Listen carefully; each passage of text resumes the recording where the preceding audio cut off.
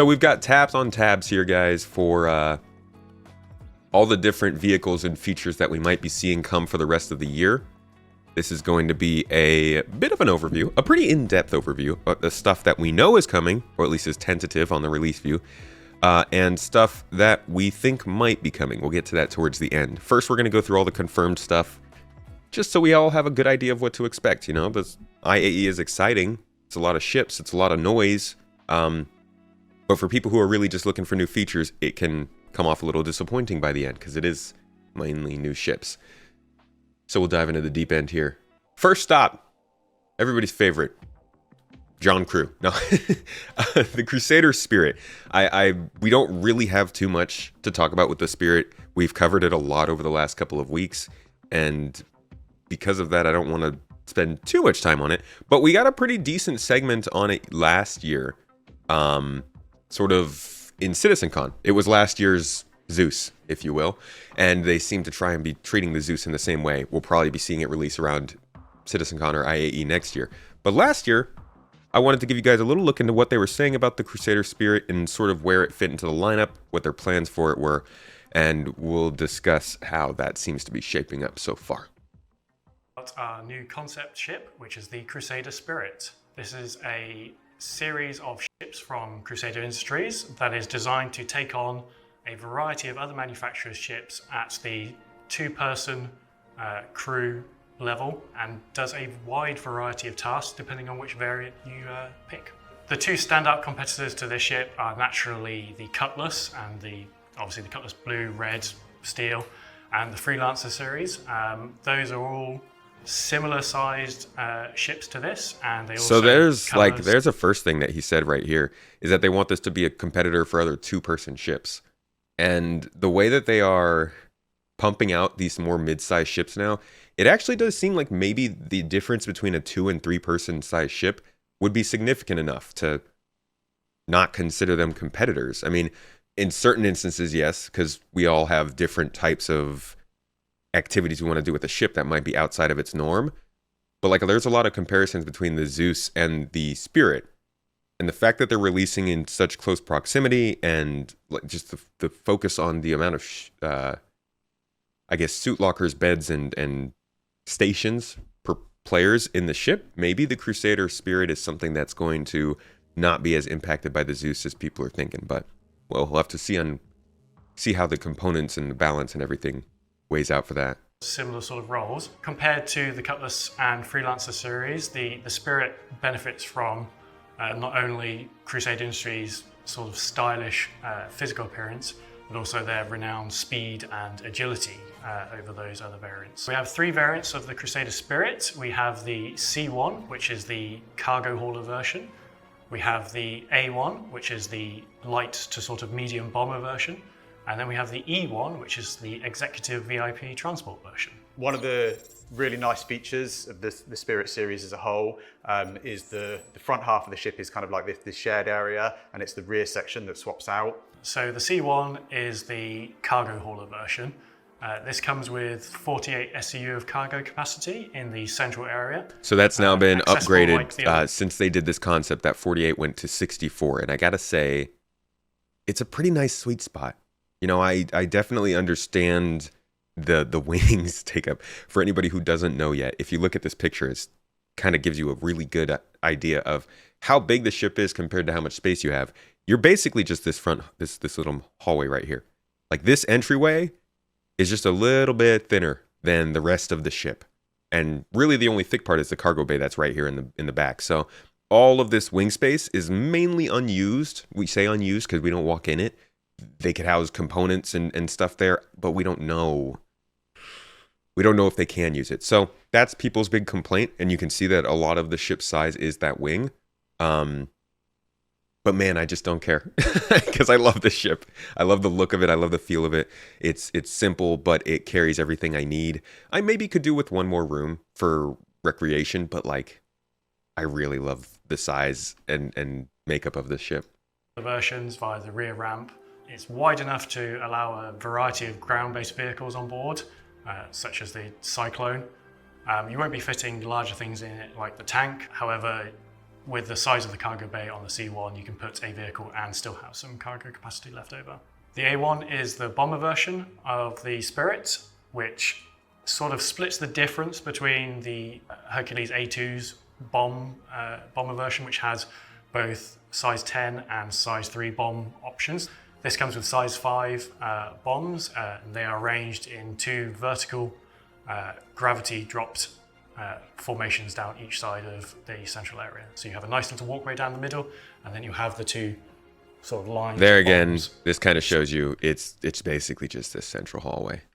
So you got a lot of wing space out here. And the wings, I think, are going to be fairly strong. Crusader has a good reputation for armor strength and just good armored transport vehicles. And that will play a role in how strong or weak a ship is based on their maelstrom system and everything. But yeah, a lot of wing. Whole lot of wing. How's it going, Holston? Good to see you, dude. Side of you, and you'll be able to see them drop out of the bottom of the ship. It delivers a different role to what the Starlifter does in terms of the bomber. I think it's a much kind of smaller, faster ship, so it's much more agile. You're going to be kind of getting in and out, and doing your bombing run, and then getting back out of the danger zone quite quickly. So it feels quite familiar in that sense, but it does deliver a unique kind of play style compared to the Starlifter. So you might be asking yourself which one's better, and it really depends on what you want to wipe off the face of the planet that you're bombing. Obviously the A2 has both heavy hitters and what could be described as carpet bombing, whereas this is sort of for when you don't want to completely annihilate everything on the ground. And lastly, we have the E1 variant, which solely exists to give Jared heartburn over his Starliner. So this is a sort of taste of what the Starliner will get in the future, but on a much smaller scale. VIP1 is a really interesting module. Oh, Paul. It's basically split into two levels. And so, we really wanted to sort of have that So VIP experience. This is the one we haven't seen in game yet, and I'm guessing these 2 levels in the back are a big reason why. But also, I don't know if they're going to hold this off until passenger transport is ready. Are they going to try and release passenger transport with this ship when it's ready? Like, what are they going to do? Because we could say, yeah, it's got 2 decks, and it might take longer for them to make the ship, but at some point they're going to finish this thing. Some point probably in the next several months. Maybe they actually have just put it on hold, and they're not even going to work on it until passenger transport's further along. I really do wish that we could just say, oh yeah, passenger transport will be here next year, but at this point, the last 2 years, I think, my beginning of the year prediction of features videos had passenger transport on them. I think this is going to be the year that I just don't include it, because there are no signs anymore. The signs we had are pretty old. They're being very quiet about it. I'm guessing it's something that'll come after server meshing is more stable. Again, you could be like, oh yeah, you can release the E1 variant because there are transport beacons. That's technically passenger transport gameplay. So they could do that. I don't know what they're going to go about it with though. And so, we really wanted to sort of have that VIP experience. Obviously, you're coming into a sort of multi-role ship, but when you get into the module, you've got lockers, space to put any sort of personal belongings. If essentially you're going to 2 elevators, left or right, and take you up to the top deck. So it has that sort of first-class feeling. I think what really makes the E1 stand out compared to some of our other ships is the kind of the large panoramic glass roof. So when you're in this kind of shared VIP area, you're gonna have great views and be able to kind of like explore the verse in something that I think is gonna be quite unique. And we also have the Mixmaster, which is at the front of the module, which is basically where players can go and choose whatever the drink it is. So it's cocktails or coffee. Then players will also have super comfy seats. They'll have the widescreen TV in their module. I'm really excited to see when we start getting our players and our AIs into these ships and being able to kind of explore the verse. Josh, and, what a pretty spaceship. Experience that kind of luxury living that I've not yet to experience. So And you don't really see a ship translate into the game looking as good as its concept, but this one really did. And kind of surprised me with that. I love seeing the way the ships get into the game a lot better than they used to. I mean, literally part of the reason we're seeing this ship, I won't say that's confirmed, but I feel like part of the reason we're seeing this ship is the MSR grew to create a space for it. And like that was back in the time when you would get a ship in concept, but the ship that you got in game, you weren't really sure how much it was going to match. And this was super close. The sort of core of the ship changes with each variant, but there are some aspects which don't need to change. And starting from the front of the ship, you naturally have the cockpit or the bridge. So like other Crusader ships, you have the side-by-side pilot to co-pilot arrangement. Then you have behind them their living quarters / bunk area and component access. And then you have the variant section, which does change the sort of internal floor plan of the ships between them. Then at the rear of the ship, you naturally have the ramp access area. So that's the Crusader Spirit. We hope you look forward to seeing this and seeing what it can do in the game in the future. All right. So before we move away from the Spirit, I do want to touch on something they mentioned there, which is pretty funny. Let's talk about Star Citizen's passenger transport. Like, if we have all these ships that are coming out for it, we've got the 400i now, we've got the Constellation Phoenix, the 600i, the 890 Jump, the 85X, the Spirit E1. That's 6 ships that are dedicated to transporting people. I'm pretty sure I'm missing a couple there. You guys might help me out there. I guess the Cutlass Steel technically could count as one. The Cutlass Steel, the Valkyrie, all of these are like transport people from A to B. Starliner's not in game yet. So like we have 6 to 8 vehicles that are solely dedicated to this game loop that we can't even do really, besides with other players. And we're just constantly talking about it. So why don't we take a little bit of just a couple minutes here and let's look at what that actually is going to entail, because there are different types of carrying people. Sometimes it's combat purposes, sometimes it's social, sometimes it's business, and they kind of lean more into the tourism side of it, at least from what they say here. This is from 2015, so things will change from this. But as with all these design documents that we go over every once in a while, they try to follow it pretty closely. And as you can hear, he did mention the Mixmaster, which we'll get to. It's literally a drink-making machine. Passenger transport is heavily regulated, and the first step in an aspiring transporter's career is to obtain a license at the government office of the various landing zones from which you wish to pick up or deliver passengers. So straight off the bat, they're like, hey, you're gonna have to, basically it's like the bounty hunting missions we do. You have to do one in each location to be able to take people places. Or to kill people, I guess, as a bounty hunter. You'll have to do the same to take them places.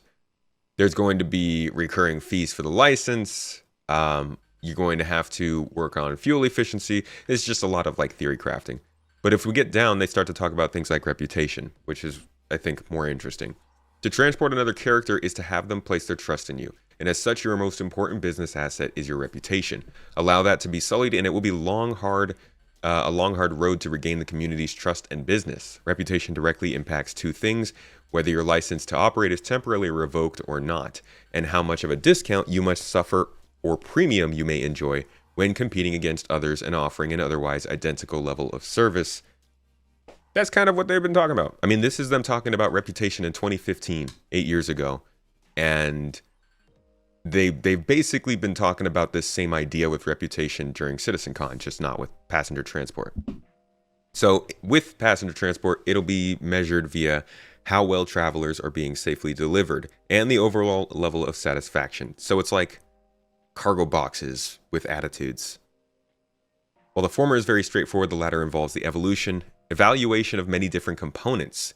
They'll all keep track of their flight experience in a number of different ways, and their ticket class directly impacts how forgiving they are in their evaluation. So all y'all who want to go transport people in their super nice VIP transports might get a little more complaints than the Genesis Starliners out there.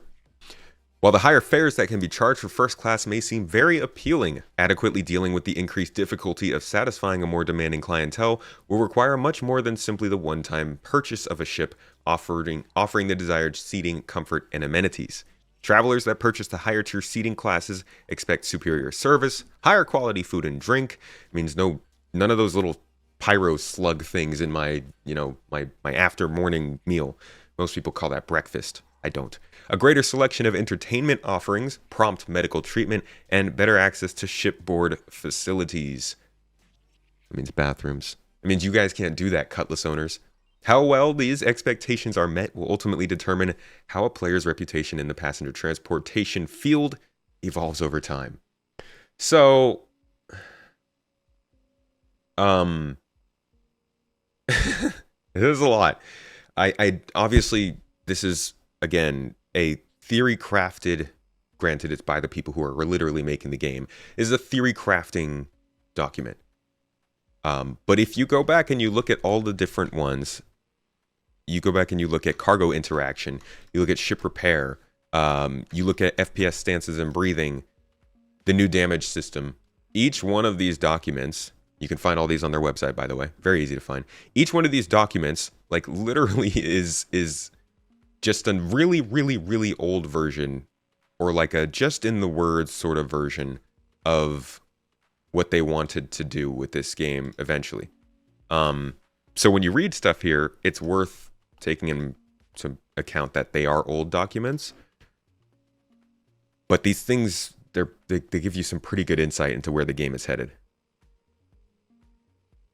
So when it comes to passenger transport, I'd take this with a grain of salt, but I would still kind of consider that this is kind of true. Let's jump down to the kind of another interesting part. So obviously I talk about information communication and entertainment system. This is basically keeping NPCs happy, or the Sims up in here. But the really fun part of this is the Mixmaster, the thing they mentioned in that video. One of the more common service requests is for a mixed drink. I got a kick out of reading this. Passengers key in their order through ICES, which immediately transmits that information to the Mixmaster associated with that particular section. The Mixmaster is connected to 8 different beverages and has a rotating set of nozzles. Pressing one of the 8 associated buttons causes the corresponding beverage to dispense until the button is released. Alongside the seat of the passenger that ordered the drink and the time remaining before a reputational penalty starts to accrue is the formula for the desired concoction.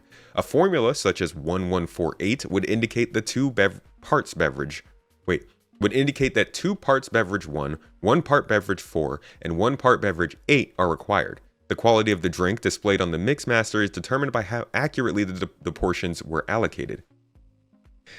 If the player isn't happy with the quality of the drink, they can simply press a button to discard it and start anew. But ships carry a limited supply of beverages, so this tactic should be used sparingly. That 8 SCU of storage, you're going to have to use some of that for your drinks.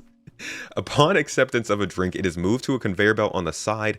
Thus, players can prepare multiple drinks in a row and then move to deliver them. Or one player can mix the drinks and another one focus on getting them where they belong. While a passenger in coach would be fairly forgiving with regarding in slow delivery times and a poor mixture quality, travelers in business and class and up would expect much more. I know chat's blowing up right now. And repeatedly disappointing them would have an adverse effect on the opinion of the flight and ultimately the player's reputation. So like this, I feel like part of them mentioning this is that it is kind of a joke. I don't think it's gonna be, I mean, okay. Here's the deal. I fully think they can do this. This is not that complicated. This is like, I mean, this is basically like what we do with mining, right? Instead of picking a different mining laser, you're picking a different drink laser. We're Beam Citizen, yeah? So these are just drink beams, and you just decide which one is going into the cup. It's not that difficult a thing to do. It's just a matter of like, how will they make this fun? I can see it being super fun for like role-playing and fun at first, and I am not the target audience for this feature, so I'm not going to say whether it is or is not fun.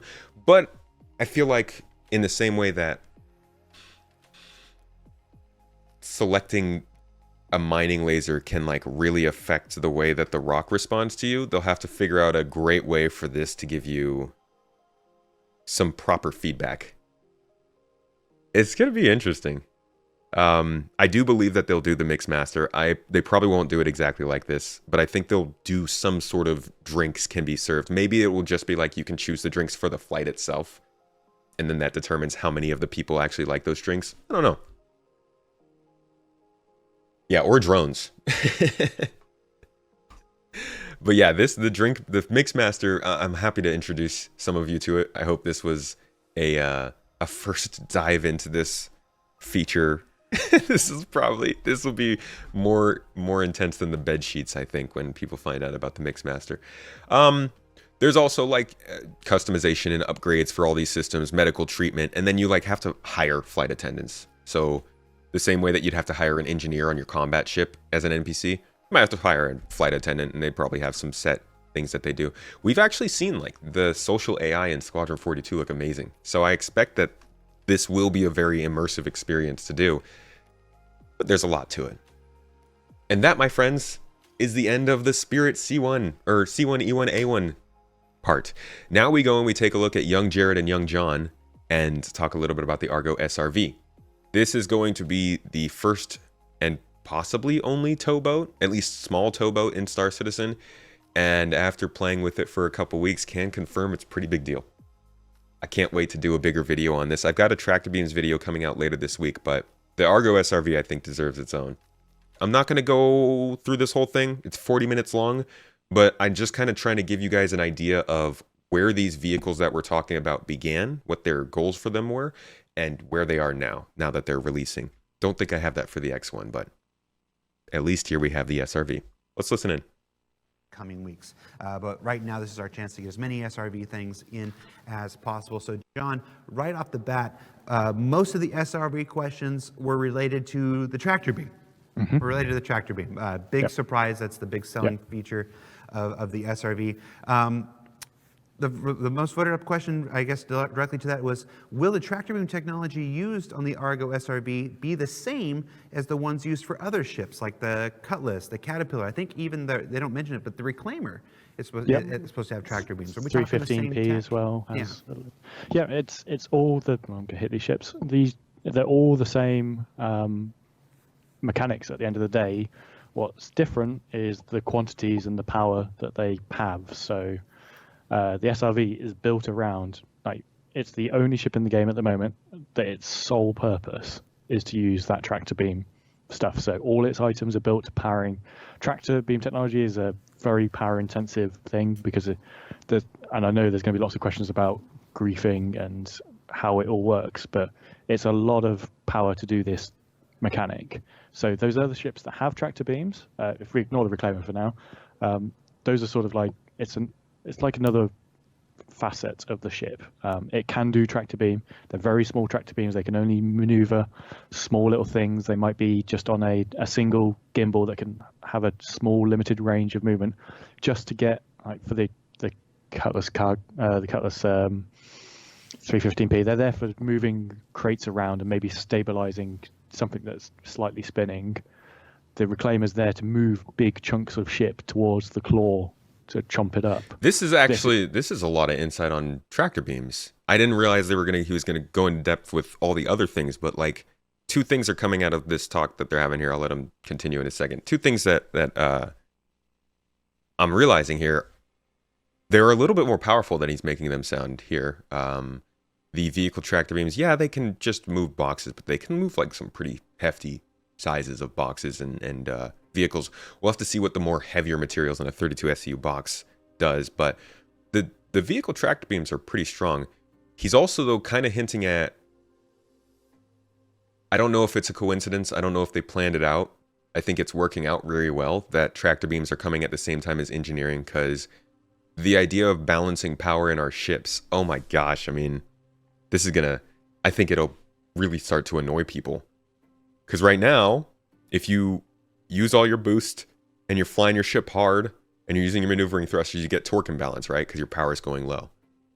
But that's nothing compared to, like, if we're running all of our systems in the future, power is going to be rough with engineering. So, like, with the tractor beams, with how much power he's saying they're using, maybe it won't necessarily be that beneficial to use them all the time in all situations. There's a lot of balancing that's going to come from a lot of these systems interacting, and you can always kind of hear them talk about it like this, but it's hard to get that written and, like, put down to officially say this about Star Citizen. Hey guys, This game's going to play way differently. Is there to pick up entire ships and move them. So it's the same underlying technology, just applied differently and in different scales. Gotcha. Let's talk a little bit about what the SRV can grab. Now, I know until the actual gameplay systems come online, we're probably not going to be able to answer definitively, like 100%, yes, you can grab this, no, you can't grab this, no, this is too heavy. But we can talk about some intentions, so some early intentions here. What kinds of things are we thinking a single Argo can carry? So, well, the basic sort of restrictions at this stage that we're applying to things are, it has to be something that's physicalized in the world. So you're not going to be able to get 1,000 SRVs to Arc Core and move a building off the planet. It's got to be physicalized, so that's vehicles, ground vehicles, spaceships, cargo crates, maybe players. And then it comes to the other sort of restriction we're looking at here, in that it has to be willing to be moved. And by willing, I don't mean, are you fine to move me? Yes, then move me. It's more, it has to be immobilized in some fashion, whether that's intentionally immobilized or accidentally immobilized, like it's lost its thrusters, and the amount of movement it's doing is within a certain parameter. Again, tractor beams require lots of power. To stabilize something spinning through space that's like that, you're going to need lots of power to do that. So those sort of things can be very hard, whereas if that ship is gently tilting around, or it's a cargo crate tilting around, that's a lot easier for it to do. In terms of vehicles, we've said sort of Cutlass is, in our minds, that's one-to-one. The Cutlass is where it can confidently do that in space and in atmosphere with gravity. Obviously, there's a million variables there. If the Cutlass is laden with 40, however many SEU it is, of just the densest material known to mankind, that's going to be a harder job than, because the mass will affect it. Right. If we're in a See, planet there it is again. That doesn't get mentioned much, but we keep on talking about these tractor beams in terms of volume instead of mass. How many SU boxes can it carry? 32, 16, 8.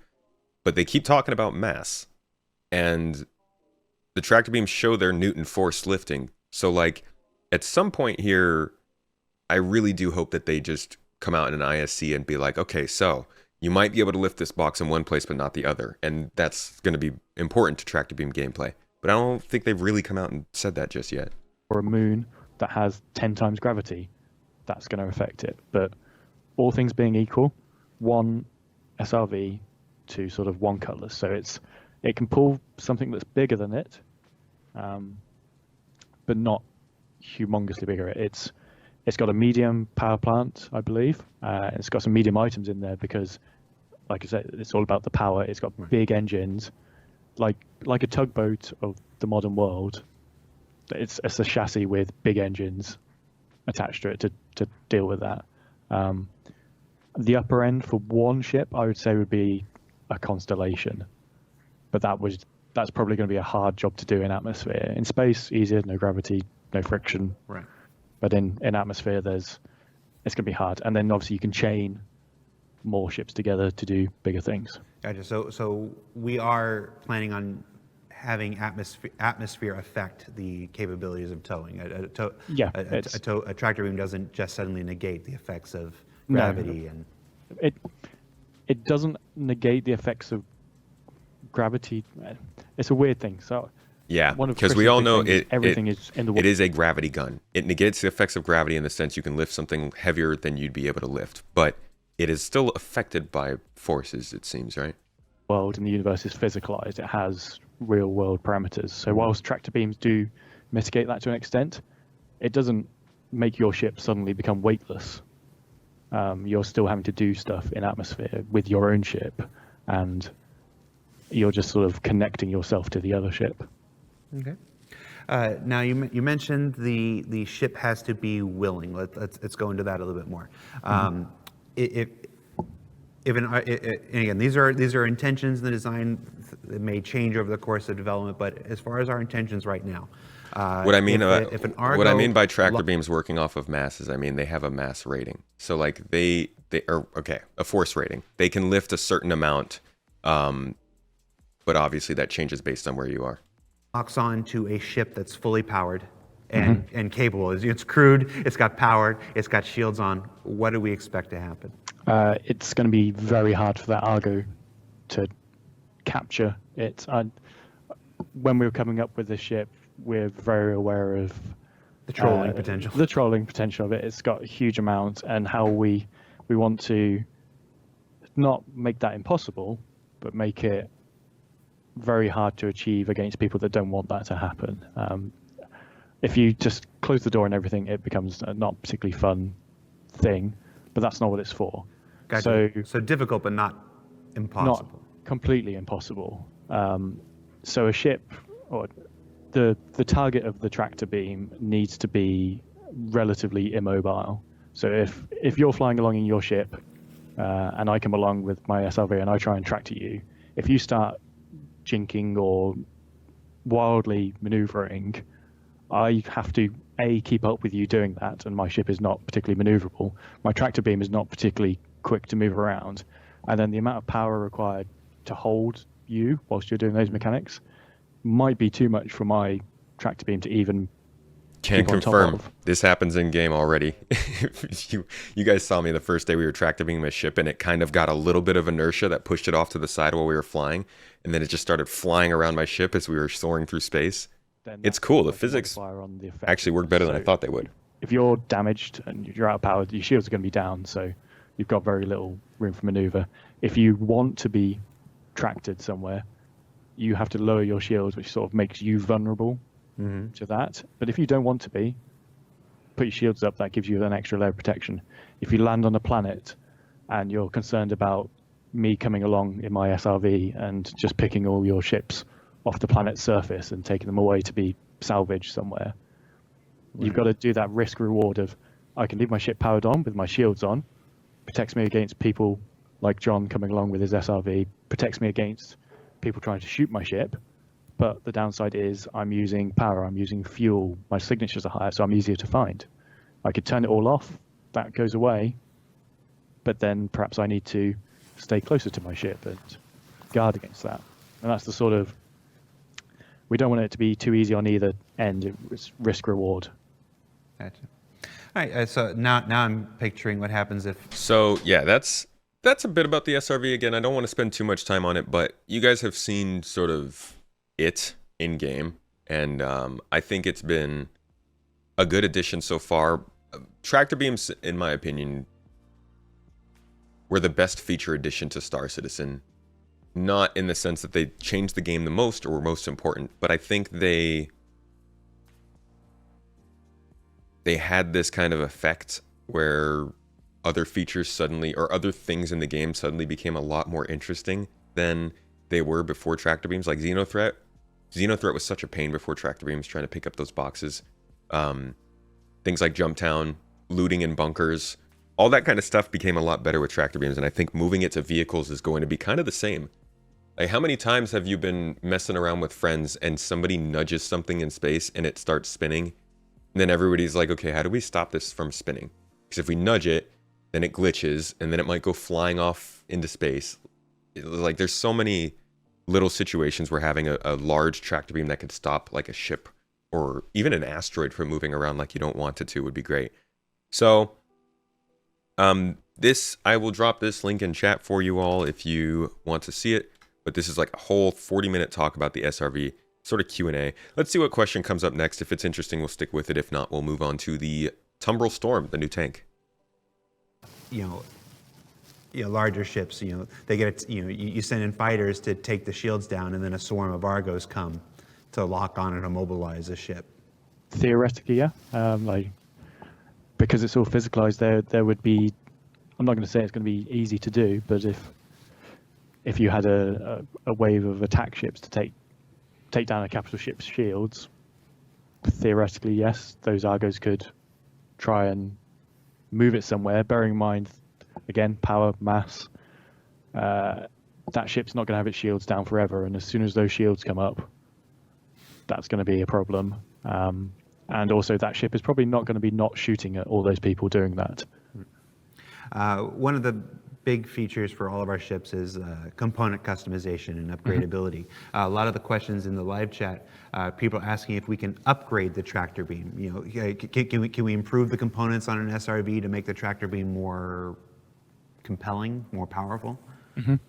So the tractor beam stuff is like the Prospector's mining. It's sort of this utility item class.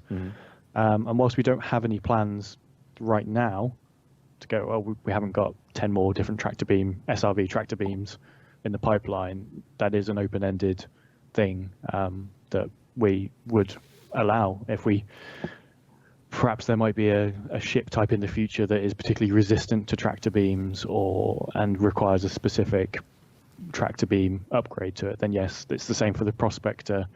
That's just one of its mining heads that it could have. It's great for doing asteroid mining. It's probably not very good for doing liquid or gas mining. Right. So it'd be able to do it, but not to its full potential. So if you were in an area of space that perhaps had no solid asteroids to mine, they all had liquid or gas cores, you would swap out your Prospector's mining beam system for a one that's tailored towards liquid and gas.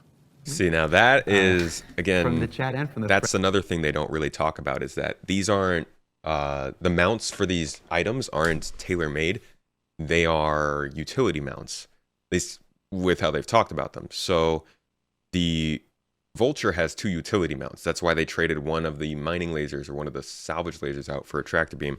I'm wondering how much they're going to let us change that around. Because does that mean I can throw a mining laser on my Nomad? Can I have a tractor beam on my Prospector? And like my Prospector is just a small tractor beaming ship? I wonder how much flexibility we'll have from these utility mounts, because that could lead to some very interesting changes. What if your Drake Vulture is just a dual mining laser ship and you have another ship there to just suck up all of the minerals after you're done? All right, so here is a introduction to the Tumbril Storm. This is the newest tank they're working on, and there does seem to be 2 variants, but we won't talk about that. Storm warning. The Tumbril Storm is a light/scout tank from Tumbril. In a lot of combined armed forces, you rely on reconnaissance on the ground to let you know what's coming ahead. And whilst we do have an array of ground vehicles that can do this role, not very many of them are as heavily armoured as a tank. And sometimes reconnaissance goes a bit sideways and you need some firepower to help get you out of that situation. So the Storm is really excels in this scenario. It can be ahead of the fleet on the ground, engage targets and hold its ground before the main force of ground vehicles arrives for backup.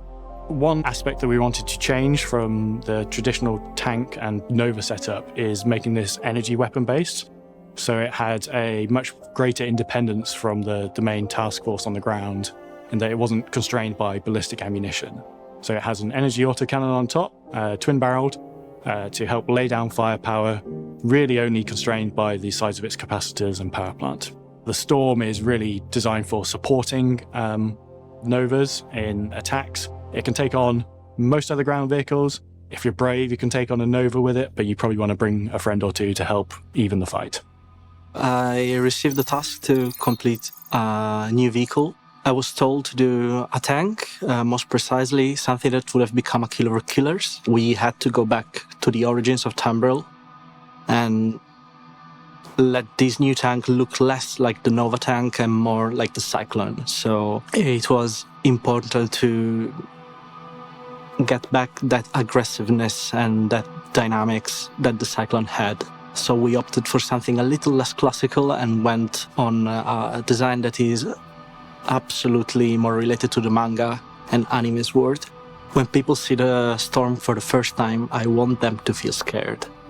There is no flimsy paneling, there is no beautiful refined surface. This is just optimal and very, very dynamic. So we don't have a lot of parallel lines, we have a lot of X's and V's, very strong shapes that deline what is popularly recognized as dynamic and aggressive.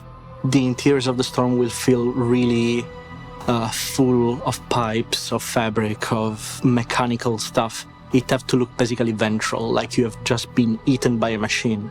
So what we have is very composed design, something that is uncommon in the tank we know today. So what we wanted to achieve when you look at the Storm is fast. Strike fast, move fast, do everything fast, no need to rely on a crew. I like that it looks a bit like an animal. It's very, very snaky, or looks a bit like a crocodile. Now, of course, the big question everyone always asks for every new concept promotion is when. When will it go in? Before we continue through this, I'm going to pull up the Q&A so that you guys can have some of your questions answered about this thing, because obviously a lot of talk, a lot of pictures, but what does it actually do? First, I want to know, I don't know if you guys have discovered this yet or if they've talked about this, can we trade out the laser repeater for a ballistics? This is a laser repeater up top, and I feel like on one hand, I would love for this thing to be ballistic cannon, maybe a fast-firing ballistic cannon. On the other hand, though, I realize this ship might, this tank might not have the storage for ballistic ammunition, and part of keeping it smaller might have been trading it out for a laser. So, I don't know.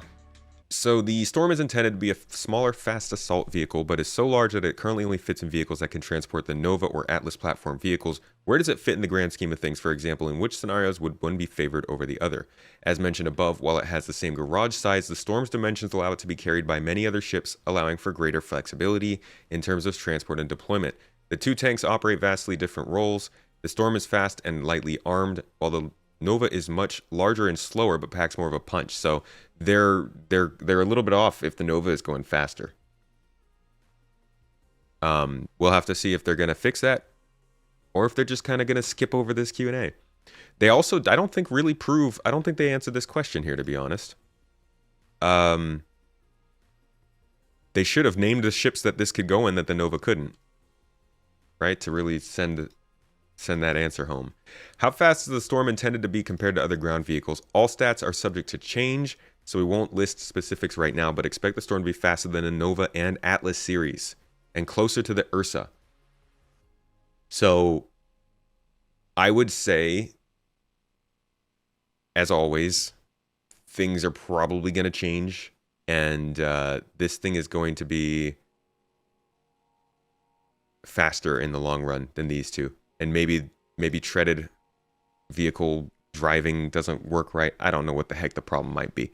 But I'm guessing this will be faster than the Nova. All right, continuing. What are the vertical plates? Vertical plates supported by the struts. Decorations. Rule of cool decorations. Love it. I'm okay with that. The Storm has clearly visible smoke and chaff launchers like those found on modern tanks. Will this vehicle have countermeasures? Yes. What is tactical spec armor, and how does it differ from the mil spec components that have been offered in the past? This is just a marketing phrase. How well defended is this tank compared to, say, the Nova, Ursa, or Centurion? And how does its armor fare in comparison? In terms of durability, it sits between the Nova and Centurion and has significantly more than the Ursa. Okay. So it's lighter armor than the Nova. Better than the Centurion. That's good. As tanks are intended to be off-road, will the lower ground clearance of this model limit traversal? Has relatively good ground clearance, especially compared to the Nova. Not really much of an answer. Will the bespoke size 3 weapon have the same upscale damages for its size, similar to other vehicles with unique weapons? For example, size 5 Slayer cannon for the Nova has, in the current state of the game, 18,500 alpha damage, while the S5 ballistic cannons only have, 1,500.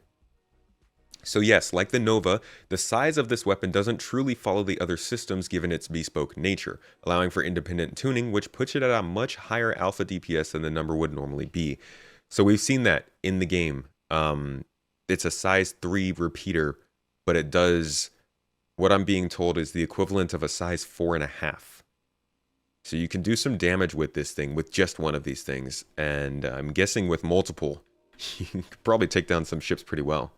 I'm not going to lie, guys. I can see this being a pretty useful ground vehicle. This feels like a super heavy armored Cyclone, but slower. Like, this seems like it would be pretty solid for storming ground locations, because you can pretty easily take out both people, vehicles, and ships with this, or at least put down covering fire for all three of those things. With the Nova, you're kind of limited to one shot, back and forth. You got a hefty reload. You got a big target. I mean, it's not like this isn't a big target. But this thing, you've got a repeater on it. It does extra damage compared to what it's supposed to, and you can carry some supply. That's not bad. I don't know if I'm going to be using it, but I think like this is more sort of a group gameplay thing. And a lot of these vehicles are really coming off more as like org gameplay focused stuff. I mean, I'm not trying to say that this game is turning to only focus on orgs, but I don't think groups have been a focus of the development of the game very much. And I don't think it necessarily is right now. I mean, Orgs V2, when is that happening, right? But I do think that a lot of the stuff they're introducing will seem much more useful when orgs are a bigger focus. And Death of a Spaceman might make that a little bit weird. Who wants to be wasting all their deaths on big org conflicts? But like, this sort of stuff seems really good for ground gameplay. What about barrel elevation and depression, considering the Nova's barrel can't depress far enough to aim a little downward? How does the Storm fare? I don't know if this can aim downward. Again, all such stats are subject to change, so we don't want to give exact numbers at this point. However, it's safe to say the Storm's depression and elevation ranges are significantly better than the Nova.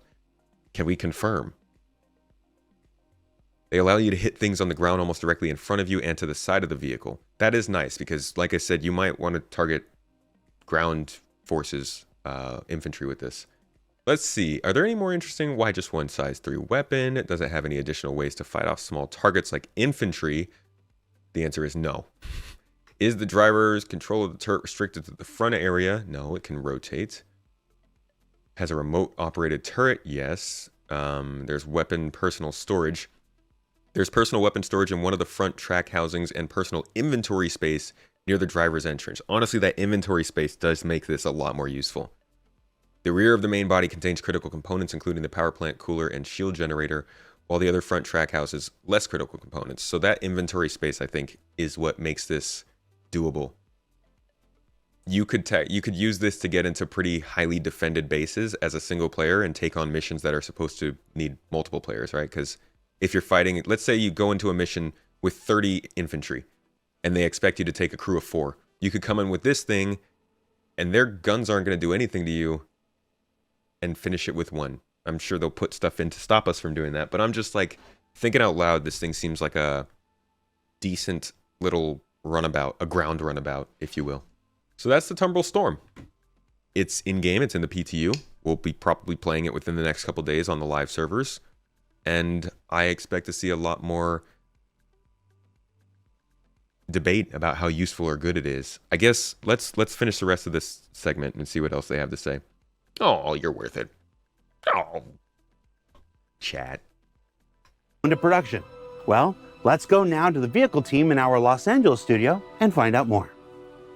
The problem is where my story goes is always I will identify all of the issues that I have to overcome first and then like build a plan for breaking them down. So I'm trying to think of a way of phrasing it, you know?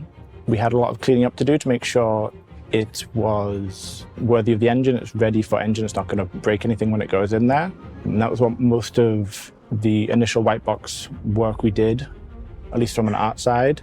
For design, we were more concerned about alleviating a lot of the issues we knew were present with the Nova, stuff like traversing on uneven terrain, exiting the hangar. It's me everywhere. These are issues we solved first, rather than waited until later in production and realized there were more difficult tasks to overcome. So most recently, we finished Gray Box. We completed all the animations. Currently, I am doing a material and detail pass on the tread housings for the Tumbril Storm. This thing has challenged me in ways I haven't been challenged before in working in the game industry. For example, the treads took a couple different iterations so we got right. And be able to get like the right movement as it deforms to the ground planes. You know what I want to do one day? You know how people will go into like a lot of gaming news or even just tech news comes from people who track like LinkedIn and positions and hiring and job postings. I'd really like to go through and like see if I can. I don't want to put a bunch of names of people on a stream or a video, but I would like to go through and see where people who are at CIG have worked at before, because a lot of people, I know at least a few different people who work there who have worked at big studios, who have done like some pretty big projects, recent big projects too. It's just like any other game studio. You get a lot of pretty advanced and skilled people.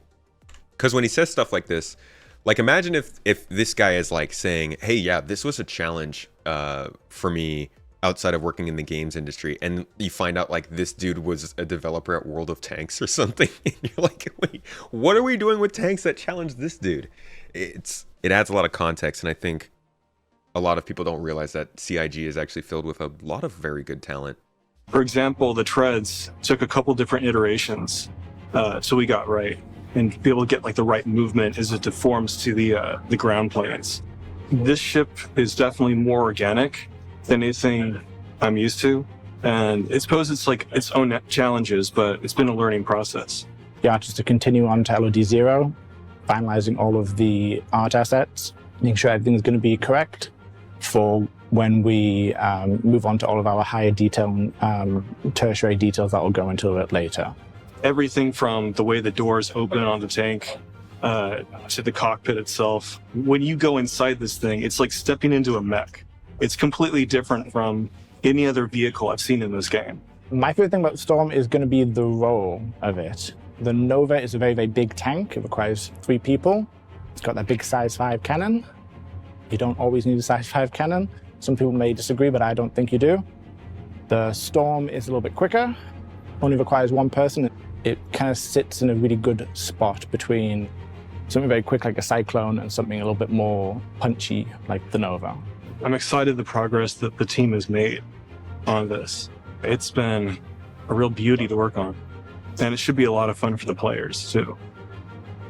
So what did we learn this week? Well, we learned that the RSI Lynx is the new benchmark for traveling planetside in comfort and style. Oh boy, let's talk about the RSI Lynx though. You want to talk about passenger transport? That's a passenger transport ships. Hold up, how about passenger transport buggies or rovers? I wonder when that thing is going to become more useful. So that's the Storm. It is a tank. If you didn't notice from that 30-minute segment on it. Now we're moving on to the Santaki. And this one's exciting because it is the alien ship that I can talk about today. Some of you who are in the PTU may have seen that there is a picture of a new alien ship that's coming to Star Citizen, so I can talk about it because it's not just a leak. But we don't really know much information about that alien ship, officially speaking. That really it just looks like the Gattac Raylan. And again, I'm saying all things that obviously we know about if you've been looking into this stuff, but officially they haven't put this stuff out, so I don't want to really ruin that for people who are excited for the surprise and stuff. So our next ship here that's coming, and we've got plenty more. I'll speed things up a little bit as we keep going because we got some Star Engine additions, salvage changes, cargo hauling changes.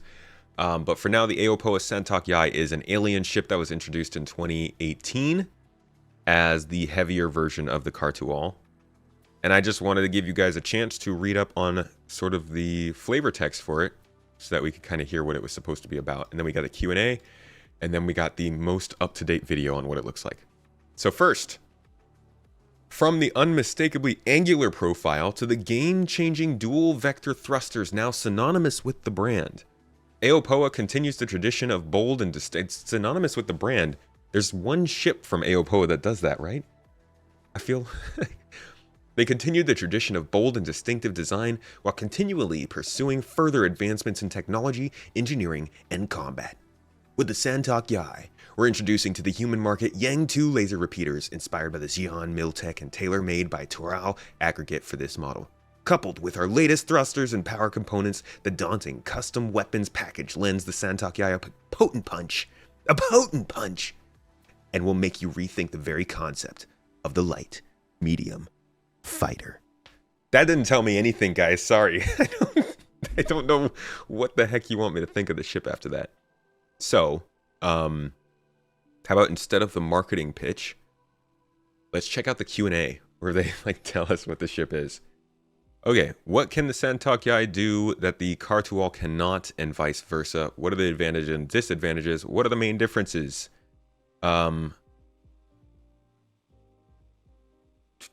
Okay, so compared to the Santaki, in the Xi'an order of battle, the Kartual serves principally as a light fighter, scout, and skirmisher, whereas the Santaki is a medium fighter and a direct combatant. Just like the UEE military, the Xi'an military employs various types of fighters with different strengths and performance characteristics. The comparison between a Kartual and a Santaki is similar to the comparison between a Gladius and a Hornet. One emphasizes firepower and the other emphasizes speed and agility. Particularly, due to its lower mass and lighter weapons complement, the Kartual is faster, accelerates more quickly, and is even more responsive than the Santaki. However, the Santaki carries considerably more weaponry. That said, the Kartual and Santaki are both Xi'an designs through and through, set apart from other fighters by the exceptional maneuverability afforded to them by their distinctive maneuvering rigs. In the hands of a capable pilot well-versed in the ship's capabilities, the Santaki is a difficult target, the Kartual maddeningly so. So the Santaki is super maneuverable, but the Kartual way more.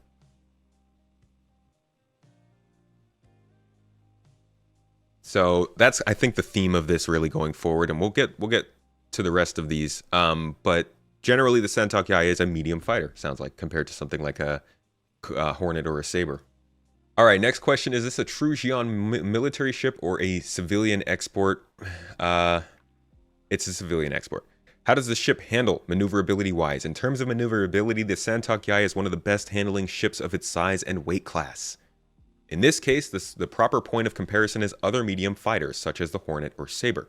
The design of Xi'an fighter craft revolves around their unique thruster configuration, which relies on highly articulated main thrusters. I feel like that's not even Xi'an, that's Aopoa. Because we're now starting to see more Xi'an thrusters and ships that don't have these types of thrusters, I believe, right? The Gatak ships are Xi'an, but from a different manufacturer. When compared with the typically human thruster setup, which relies on one or more main fixed thrusters with yaw, pitch, and roll delivered through additional small maneuvering thrusters, the Xi'an approach provides superior strafe movement capabilities and lateral acceleration. That's because these main thrusters they keep showing, these main 4 thrusters here basically do all the work. So you're applying your main thrusters in whichever direction you're thrusting instead of small maneuvering thrusters, which does actually make a big difference. The ability to deliver main engine performance on multiple axes also affords some other benefits. For example, many ships have finite VTOL endurance or exert heavy wear on their maneuvering thrusters while engaged in VTOL, something we don't have in the game yet.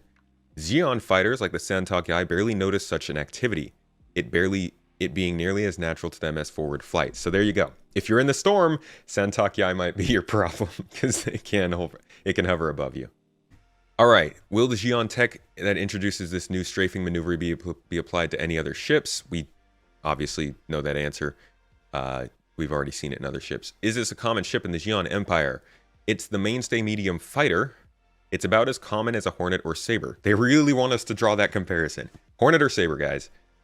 Are we getting any cool Xi'an weapons? This is their marketing. The Yang 2 S3 laser repeater that comes with Santaki is manufactured by Tumbril Aggregate and uses Xi'an technology to provide a higher rate of fire when traditional human-produced laser repeaters of comparable size. As you can tell, I did not practice that beforehand. While powerful, the design that produces this incredible increased rate of fire comes at the expense of a lower maximum heat threshold, leading to a reduced firing duration before overheating. That kind of sucks. From what I remember, the Kartual didn't have great weaponry. Correct me if I'm wrong. You guys want to see the original Xi'an cargo ship? This was before they had their companies and they could really design them. It's back when they had Xi'an ships being very vertical in design. Oh, I probably should put Star Citizen. They were very vertical in design. So they had like this as a capital concept. It's very, very interesting idea for one. I don't know if they will stick with this. Maybe they'll introduce a third Xi'an company that does ships that are more like this. But I really do like what we're seeing from alien ships, as much as they sometimes look like animals. They also look kind of alien. Let's see. We know the answers to these two in terms of combat capability. Here we go. How does it compare to ships like the Anvil Super Hornet or Aegis Saber? The Santaki resides within the same medium fighter weight class that the Super Hornet and Saber inhabit, so it is designed to be competitive with them. As noted above, the Santaki's design makes it less resilient to damage than either of those two ships, and its weapons loadout is lighter than those two specific contemporaries, but not by much. It's the Xi'an thruster design and arrangement, of course, that makes it superior to either of those two fighters in terms of lateral acceleration and strafe-focused flight. While its Xi'an designed weapons are designed to capitalize on relatively brief windows of target vulnerability, each fighter is capable in a variety of scenarios, and yet each matches particularly well for certain types of fighters or pilots. We expect that the Super Hornet will be favorable for sluggers and endurance fighters who can maintain steady firing solutions and use their ability to shrug off minor hits to press on advantage. The swift, stealthy Saber may be favorable for pilots who prefer ambush and boom and zoom tactics, using momentum to strike and fade.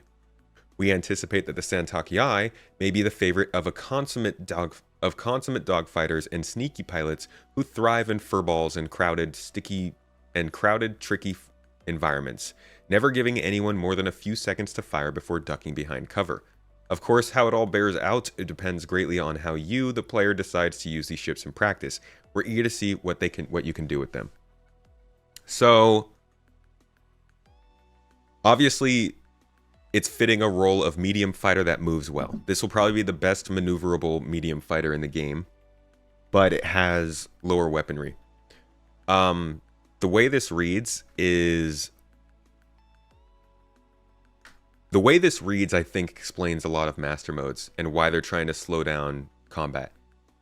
Because with the way that we currently fight, unless they found a way to convince us to slow down, I don't think that they could specialize these ships quite like this. Like the Santaki, I think, would have less advantage if master modes didn't exist, and that's giving them the ability to reach deeper into that bag and like pull those kinds of benefits from these ship flight out. Because imagine how the Santaki would be a good fighter if everybody was flying at like 800 meters per second.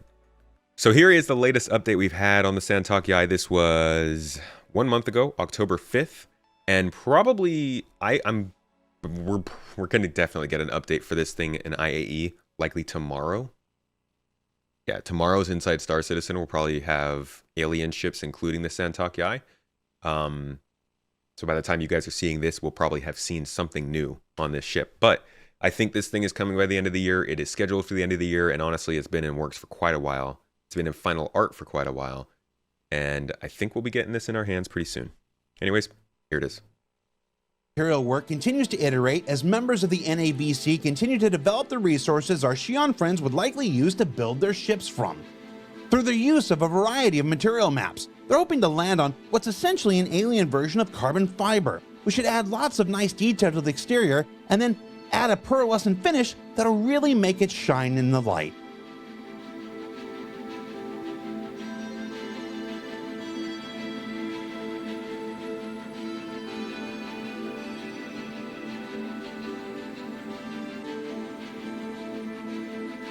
We've also got a quick look at the back of the wings.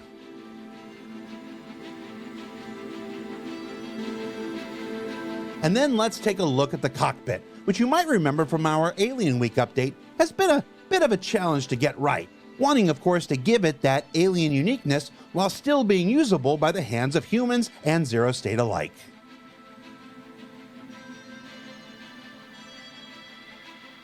And while we're talking about the Santaki... So before we continue from here, does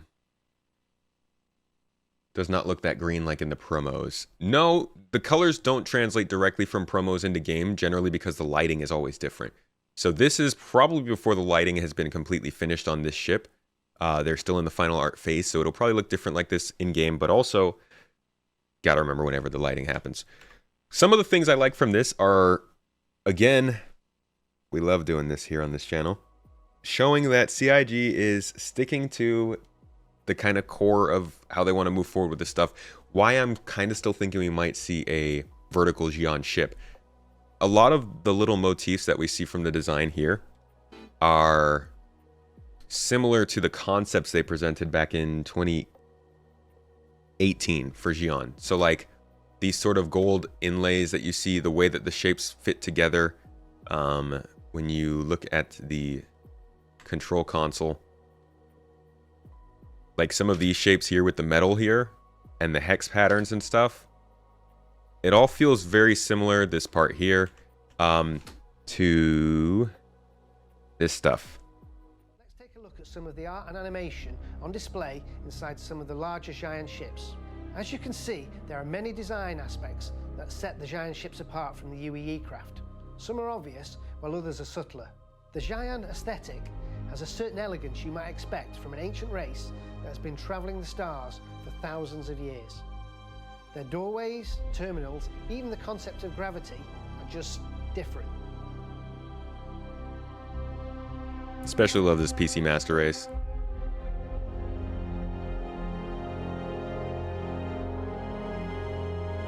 Xi'an know how to build them. Yeah, I can't wait to see the interior of these larger Xi'an ships, because this stuff looks so good. Looks like if somebody kit bashed Deus Ex Cyberpunk with like the Covenant architecture and slathered it in a little bit of J.J. Abrams lens flare. That's how we get the Xi'an. So that's the Santaki. They've also got a little nice little bit here talking about brand, and a cool screen grab here that we'll pause on. Dedicated to branding over in the Montreal studio? We've rarely touched on it, but Nick Forden and his team over there are dedicated to developing the individual visual identities of Star Citizen's several hundred internal persistent universe brands. Okay, I love this. This is great. Visual identities. We went over this on Inforunners quite a bit. I'm pretty sure it's going to be a permanent pull-up on the channel. And we'll probably go over it, actually be on Inforunners tomorrow? In 2 days. I'll be on Inforunners on Friday. So make sure to join us for that. We'll be talking about the alien stuff. But this page is really good. It shows us where all of the different brands sit and kind of gives you an idea of what you can expect from them. Some of the surprises that people may see are RSI leaning so far industrial here. MISC leaning more high design than industrial. And let's see what else is there.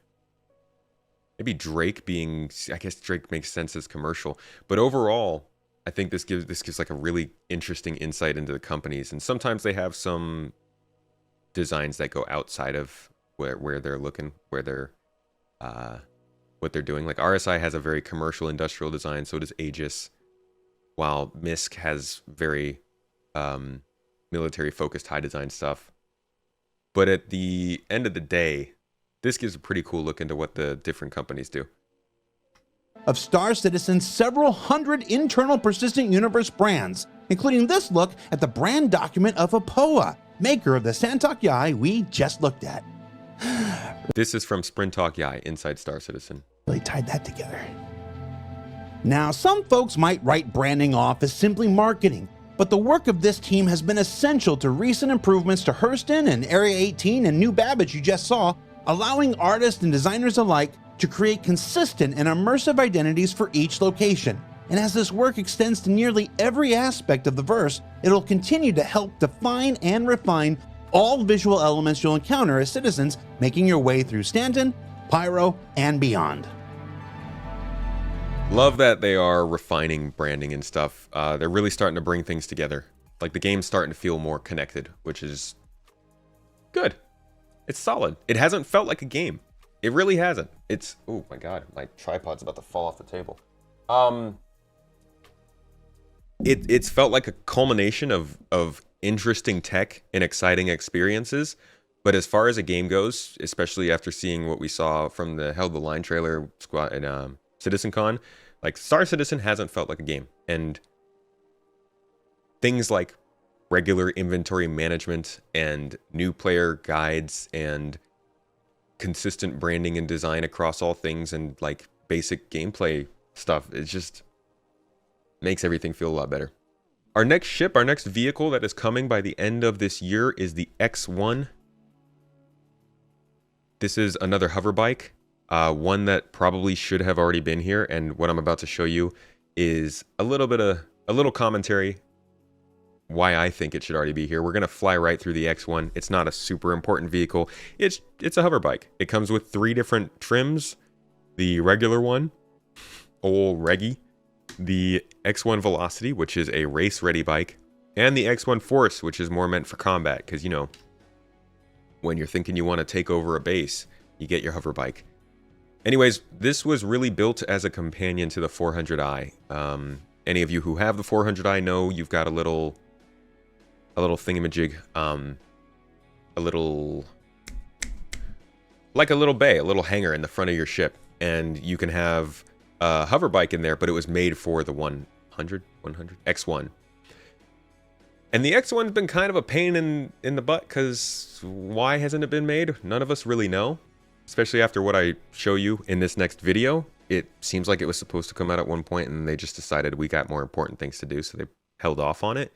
But it's really just kind of the same thing as a Nox. Seems like it protects you a little bit more, and it's obviously got that Origin flair, but it's just a hover bike.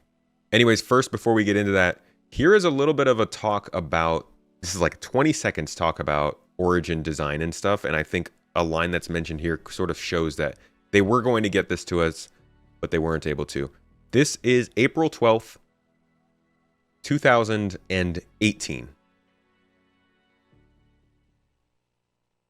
As we continue through 2018, we intend to spread the ship manufacturer love around a bit, and a big part of what allows us to develop more and more Origin ships today is the continuing work on the Origin 600i. Now, a big ship with a lavish interior, the Origin 600i is our test bed for developing the style guide and common assets necessary to enable development on newer ships like the X1 and the 100i, as well as fleshing out existing ships like the 890 Jump and the upcoming 300 series rework currently scheduled for later this year. So every single one of the things that he just said happened. And then we also got the 400i. So I think they really just were kind of like, nobody really needs the X1. We've got other hover bikes. This isn't going to do anything that much different. And I know, Scott, this is a high society hover bike. All right.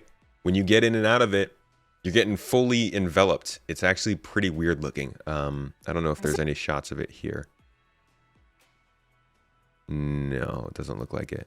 I'm about to show you some of it anyways right here. It's pretty weird looking, but they didn't want to focus on it. It is kind of funny though, because they did bring out the hover quad. Now maybe that was better because it does act a little bit more stable being a quad instead of a bike, but still, he just left the 100i just sitting there. Obviously, like all things, it's better to release it later because their designs get better, but like the 100i and the G12 are kind of annoying in that sense. Anyways, here's the latest development we have on it. We will probably be seeing this later this week, or actually no, sorry. We'll be seeing this in December. Elwyn and our North America vehicle content team have recently completed a first pass sprint bringing the Origin X1 to life, which you can see here is undergoing just a few minor changes from its concept necessitated by continuing development of the vehicle. So you can see like it definitely protects you more, covers your legs, covers your back, has a decent sized windshield, but you're still open to the elements. So it's not necessarily like a closed canopy. I think it'd be very cool if it was a closed canopy and you could just ride this thing in between vacuum and stuff without a helmet, but not quite. Vehicle component and resource management systems. Now, while this is still white box, that hasn't stopped the team from also visualizing some baked-in lighting improvements, and overall, even with the subtle shape changes, the X1 is looking fantastic in its white box form. This thing is closed canopy? Well, then that is a pretty big deal. Awesome. And will only continue to look even better as it progresses further down the pipeline towards release. Yeah, I mean, in that case, if this thing closes and seals, then that is that's a way better vehicle than the Nox or the Dragonfly. Suddenly you can now go anywhere without a helmet. Like, this thing could save your life compared to the other ones. So that also means more potential to fly it around in space too. Cool. And then this is, sorry, unfortunately, this video is about things coming in the rest of this year, and the RSI Apollo is definitely not. Next up, though, is a big favorite, the old Scout, everybody's favorite ship. We won't spend too much time on this. I just want to focus on the fact that they introduced this ship without exploration, or without more focus on exploration. But this is another ship we're getting by the end of the year. This is actually already in game, so again, won't be spending too much time on this, but here it is, if you haven't seen it already. From this view, you'll more clearly see the shift that we had to make in the rear in order to support the gameplay that we're trying to achieve.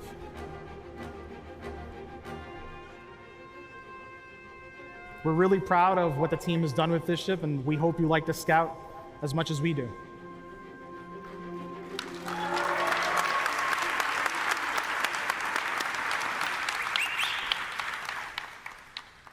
So, obviously, we've just introduced the Scout. What are the main differences between the base? It is a variant, after all. So, the first big difference is the radar. It has a size 2 radar, and to supply that, it comes with a size 2 power plant and a size 2 cooler. Getting tripped on my own words. As well as the dedicated scan terminal that Ella mentioned earlier. Obviously, as you saw, habitation got a little bit cozier, and unfortunately, it has lost 2 SU compared to the base, so it only has 2 SU cargo capacity instead of the 3. Now, what we also want to do is talk a little bit more about the future of scanning, if people are interested in hearing about that.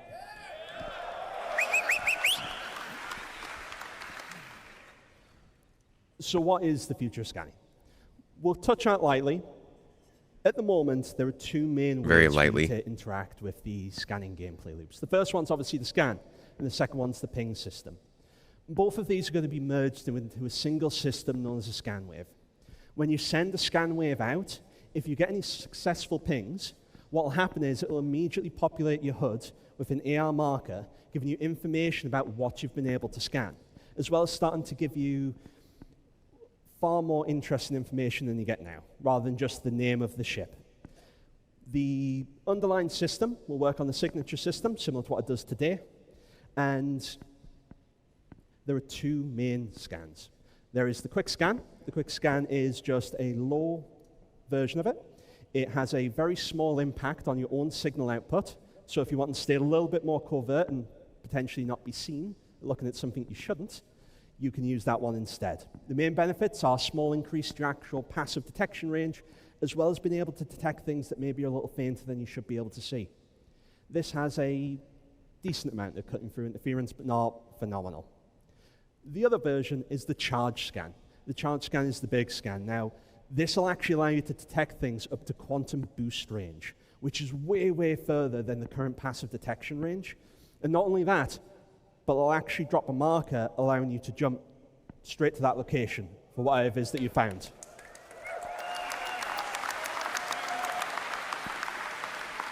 Now, you don't want to be jumping in blind. And as I said, it's going to give you way more information than it did before. Some examples, but not limited to this, are things like, whatever it is it charging a quantum drive? Is it firing? Is the shields generating? Does it have any shields? Is it perhaps charging an EMP? Maybe it's got a snare up trying to catch you. It gives you that additional information so you can make the decision whether you actually want to get to that location.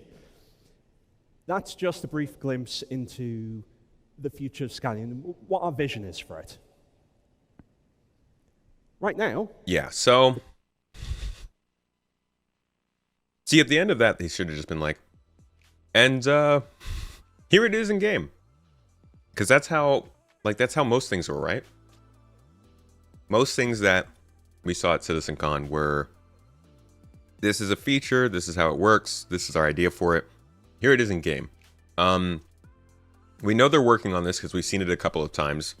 It's been mocked up.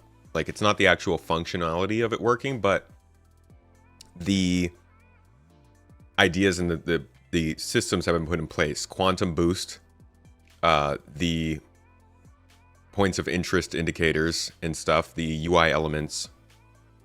The map is now capable of supporting this. So, like, they're getting ready for this launch, but the fact that they introduced the Cutter Scout, and then also the fact that they just had him go into this segment,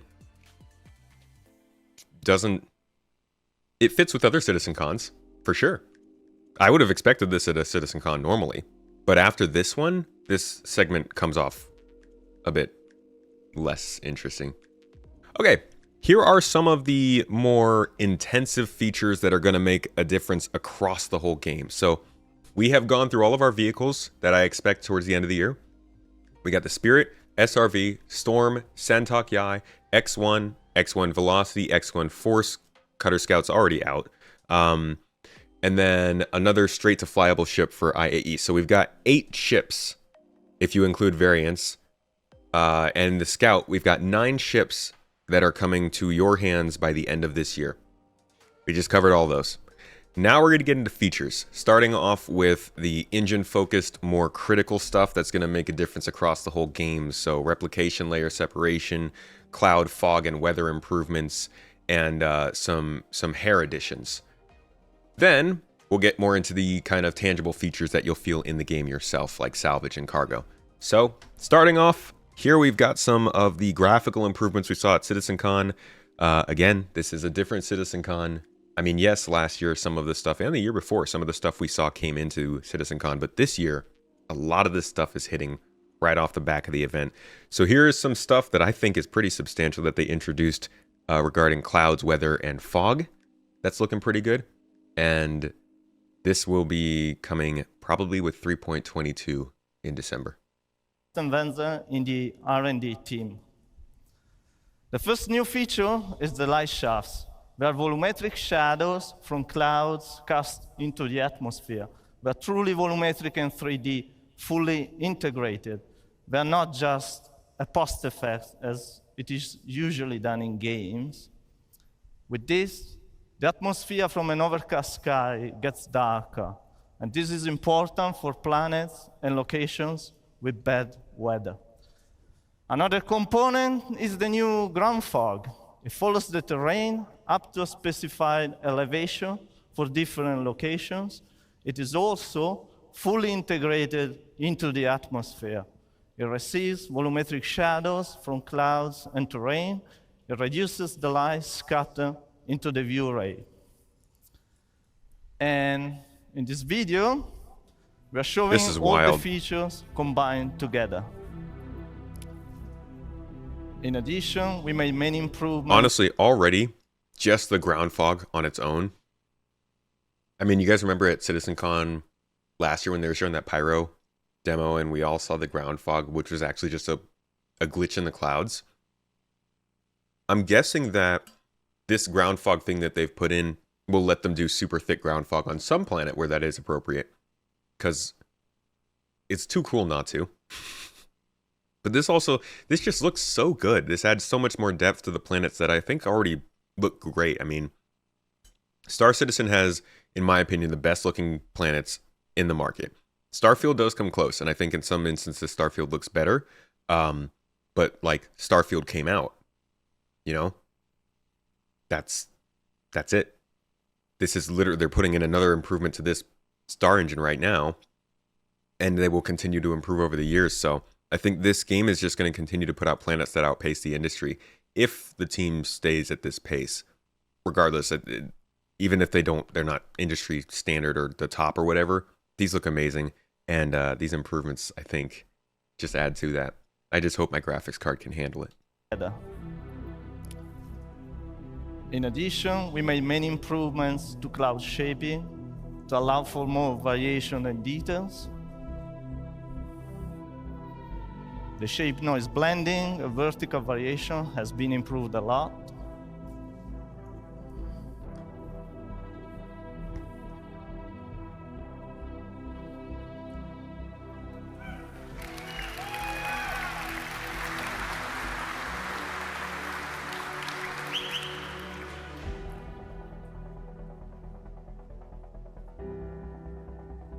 Also, we made improvements to shorten long distance read, and the tiling is less visible.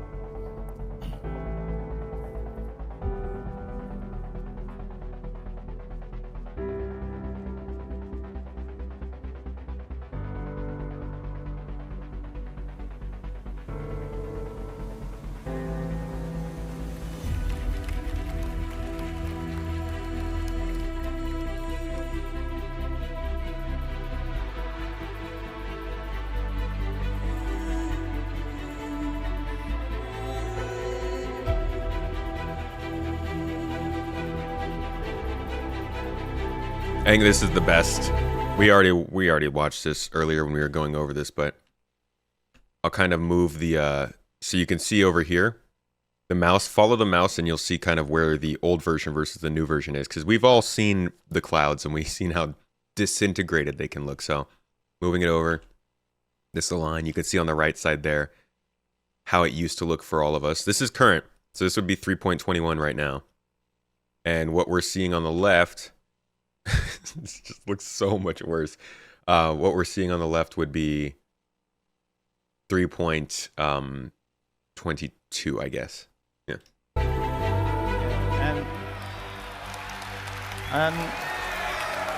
And best of all, we're going to include all these new features and improvements in the next 3.22 release.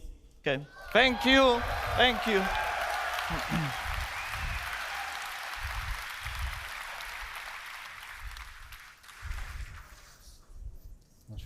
Okay. Sorry, just snacking a little bit.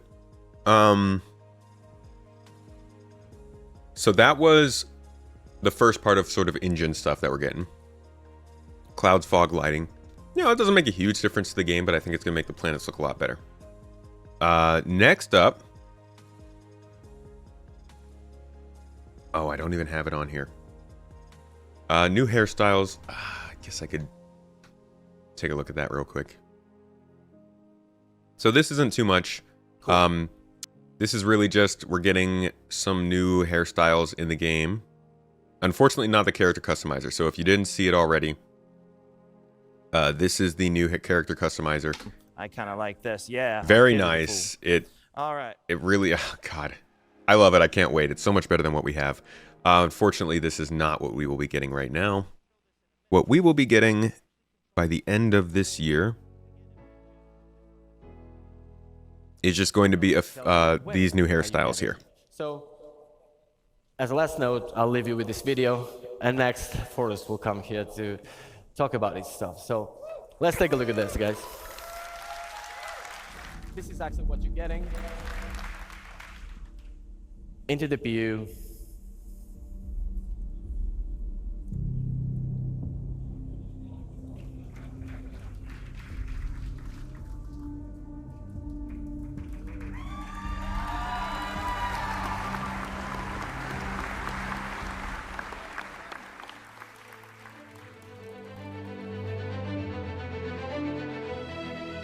Waited a long time for hair improvements.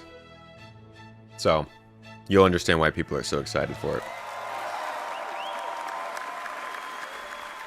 So before the year ends, you're all gonna get to enjoy these hairstyles. But honestly, like, I think we're all really waiting for this stuff. The actual new character builder, because, oh man, this is customizing and expressing yourself so much better. I mean, so once you're done, you've got to sign off. You can like kind of sculpt the face. Or down, depending on how much you wanted that certain facial shape. Now, this was out of it. Yeah, you can kind of just stretch it instead of using sliders, which I think it makes it a lot better. Ultimately, though, I think this is still a ways out compared to the hairstyles. So I just wanted to touch on the hairstyles real quick because that was kind of related to this stuff, this server changes. But it's not going to be like these sort of physicalized hair improvements, not yet. All right, so next up is going to be... Man, is it already time? Is it time for some server meshing talk? Yeah, I guess all the other stuff is, Let me make sure I have everything here. I have a list that should be telling me. I started noting down when things are supposed to be coming, and there should be, Derelict settled. Ah, okay, yeah. Derelict Derelict, new Derelict environments. I need to remember that. Combat improvements from AI. Yes, I need to remember that. Okay. Let's get into replication layer a little bit and talk about what it's supposed to be. First, I'm going to give you the early description of it, just a couple of minutes, and then we're going to look at it in action. Not all of server meshing, just the replication layer separation, so you can kind of understand a little bit of what they're trying to do with the current goals leading to server meshing. The goal of server meshing is to allow multiple DGS instances to work together and divide simulation cost between each server in the mesh. In the best case, we can scale this to infinity by adding more nodes to the mesh. As we saw earlier, each server node stores the state of entities locally. If we want to mesh these servers together, we need to find an efficient way to synchronize state between each server. Okay, since we kind of jumped into this, what he's showing us right now would technically be server meshing. With our current architecture, depending on the vision of... The idea being that each of these is a different DGS, a different thing it's handling the area you're in, but they're all trying to connect simultaneously to each client. So imagine if we had server meshing and the idea of server meshing was the same as it is right now. You are meant to make Stanton controlled by 10 different servers. Some have the planets, some have a couple of moons, maybe a couple have all the empty space in between, but there's 10 of these squares that are handling an area that have all these players in it. And every one of these players has to connect to that server, and that server, and that server. And then this person has to connect to that server, and that server, and that server. And each one has to connect to each one so that they all are synchronized and up to date. Obviously, that sort of scaling would be insane, which is what he's going to tell us, and then he's going to explain the solution to that problem. The simulation and the overlap, this would require a lot of synchronization points between each node. It's an exponential problem, as in the worst case, each node would need to talk to each other node in the mesh, severely limiting our ability to scale it. To solve this issue, we are separating simulation and replication. Instead of just meshing multiple dedicated game servers together and have them synchronize state between each other, we are introducing a new layer called replication layer. The replication layer has two major functions. It holds the state of every entity in memory and replicates the state to clients, but also to server nodes. I said server nodes because in this setup, the traditional dedicated game server becomes a game server node. This server node connects to the replication layer, very similar to a client, and only a subset of entities are replicated to that server node. Okay, so now what he's describing, I think he made it pretty clear. I don't think I could make it easier to understand than that. But basically, the replication layer takes all of that data that all the servers were holding before and just acts as that one true timeline. You know, TDI, got this under control. And it acts as basically a go-between of all the computers who are grouped up and all the people who are grouped up and all the servers who are actually running the simulation that they're playing on. And it allows the servers to live separate from what people are experiencing, which is why crash recovery is going to be such an important part of this progression. Replication to server nodes is controlled by the network bind culling algorithm that we saw earlier, and is driven by streaming bubbles. And it works very similar to how it works on clients. The server node has certain streaming bubbles assigned to it, which will cause the replication. So just to give some context to what we're looking at here, in the top left here is would be one server, and then in the bottom left here would be in another server. They're both looking at the same area, but they're simulating different things based on where people are. Layer to replicate entities from these streaming bubbles to the server node.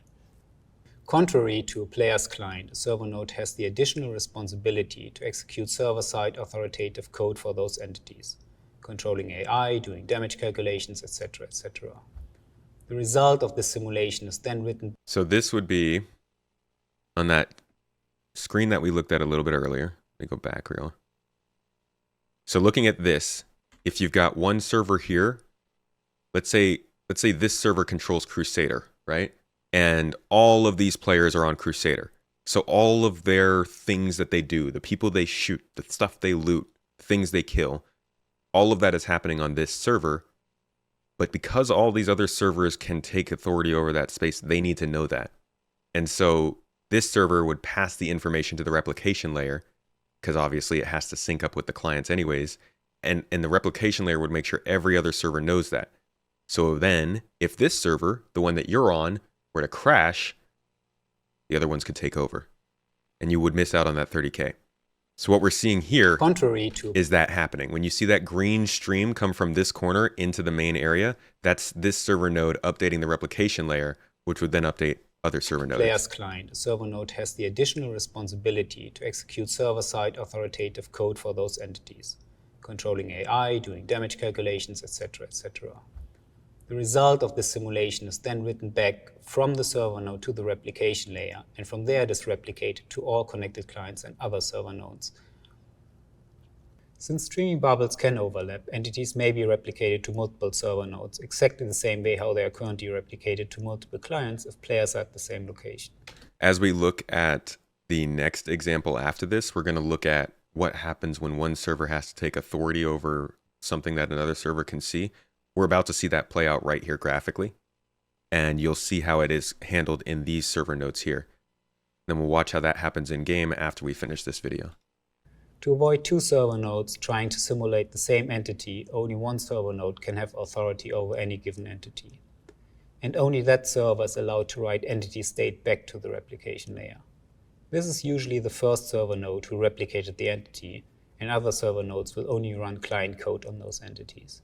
So I'll play it again. We just saw how the replication layer communicates to the server what's going on, and then they go back and forth with the other server node, and all of them stay in sync depending on what's happening. Node can have authority over any given entity. And only that server is allowed to write entity state back to the replication layer. This is usually the first server node who replicated the entity, and other server nodes will only run client code on those entities. Basically, you can see a game server node as a client with authority to write the result of its local simulation back to the replication layer.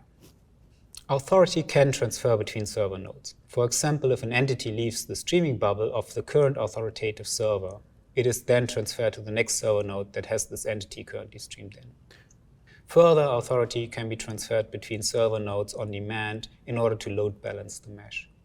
So it's very it's a little dry, but it does make sense if you start to consider if you just think of like each server as a computer and knowing that computer has a certain load it needs to handle. The idea of having multiple computers work together makes sense, but it's a lot easier to connect all of those computers to one central mainframe rather than trying to connect each computer with one Ethernet cable to each one, you know? So the replication layer is acting as that one central mainframe. And what we have here, I'm going to go back to our engine video. Now we can see this play out in person in an actual game environment with him actually playing the game. And this was the part that kind of blew a lot of people's minds at CitizenCon. What I just showed you was from 2021. That was an old talk that was more conceptual and design focused. This, what I'm about to show you, is from CitizenCon this year, 2023. And this kind of takes what they showed us in design, puts it in game, which you may notice is kind of a trend for this year's CitizenCon. Anyways, here it is. And I also have some metrics on the screen which shows the entity graph worker, the requests per minute, per second, the mutations, and you also will see entities created and destroyed once I do that. All right, so let's wait for my client to come up and join this level. So the first thing that will happen when I join this level, you will see on that server everything streams in, and my client gets connected and also streams in everything on the client view. What would happen on the behind the scenes is that my player just got unstowed into that chart, and we had real-time created everything for this player. So you will see his body is attached to the player. You will see his mobi-glass, his head with all his customizations, his undersuit, and then all his customizations as well on the undersuit. What you also see is that this player just got unstowed and attached to a static zone object container. And this is how our zone system works. Basically, on the server, you will see 3 different zones, purple, green, and red. And each zone comes with its own coordinate system and its own physical grid. And this is how we actually, on live, do zone transitions between your ship, empty space, space station, or a planet. So that's kind of a key part of this application. When server meshing already exists, a lot of times the differences between technology is based on those zones, where they are, how the transition works. There's a lot of variability in this. I really liked how Panic Switch described it as kind of like the next generation of loading screens. Like, it doesn't have to be the same every time. and every application is a little bit unique. Sorry. And you will see, as I walk between those zones, I will, at real time, update it in that entity graph. And this all happens seamless. So for a client, this is completely transparent. You don't notice that. But this is actually what's happening when you step in or out into a ship. And this is very unique to our engine. No other engine has this zone system, and that allows... This is object container streaming, for those who remember when that saved all of us back in 2018, 3.3.5, I think it was, or 3.3.0. It just absolutely, it like doubled frame rates for people. We went from 9 to 18, which is... Star Citizen. Us to do all the amazing stuff you saw in the videos before, transitioning in and out of planets and go from the smallest scope to the largest scope. So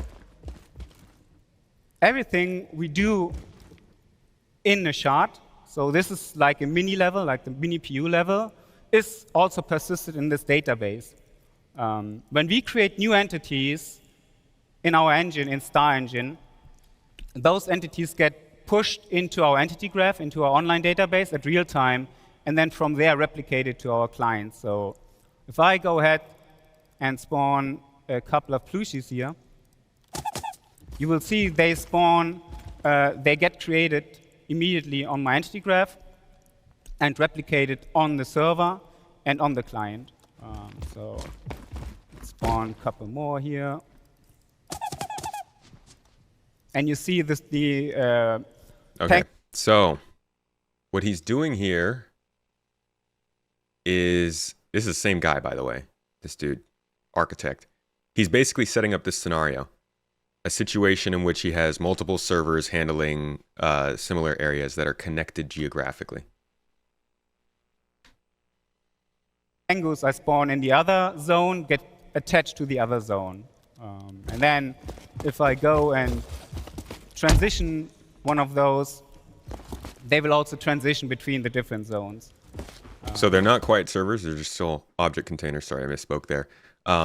Currently we have several object containers, and to be honest, I think they actually show that in this video too. Here. Yeah, I think this is supposed to be object container streaming, maybe.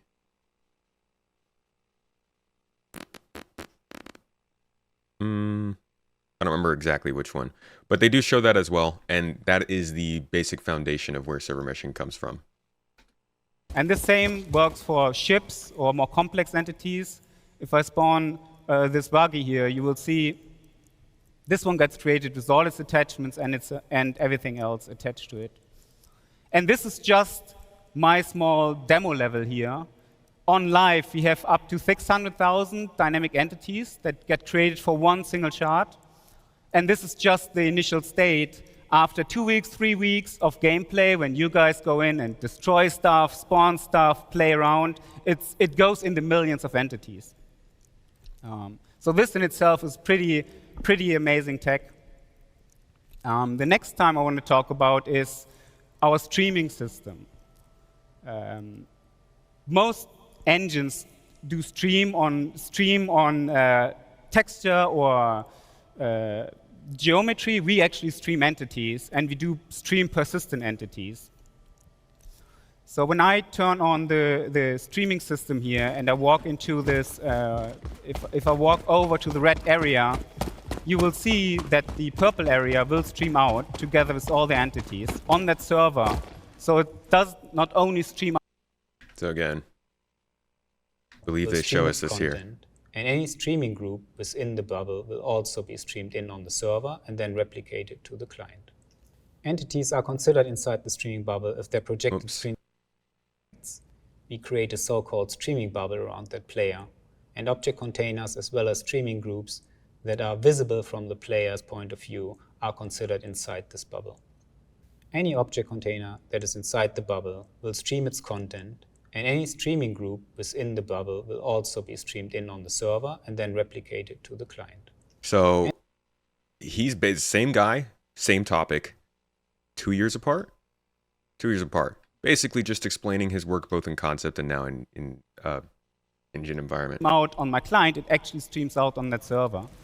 And when I come back in the green zone, that purple zone streams back in with all the entities in there with their full persistent state. So now I have a second player joined. Benoit is going to join me. So Ben, if you want to join, okay, I think you see him over there. Hey Ben. Sorry. Nice. All right, I'm going to spawn a couple more penguins here.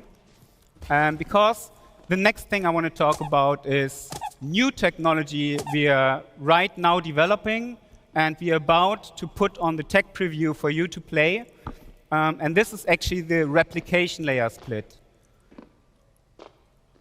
And that's the big next step in our great vision, obviously, as you might know. So in this demo, my client and my servers, they are no longer directly connected. Actually, I have a new service running here, and that is our replication service. So my client is connected to this replication service, and my server is connected to this replication service. And the replication service, the sole purpose is to get all the entities which are in the entity graph and stream them to clients and servers which are connected to. And what's really cool about this is, let's do a little experiment here. I mean, you all know our game has bugs. It's still alpha, and sometimes things can happen. So let's see what's happening when I kill my server here. There's basically the same thing on the left side console being explained. So let's just shut it down.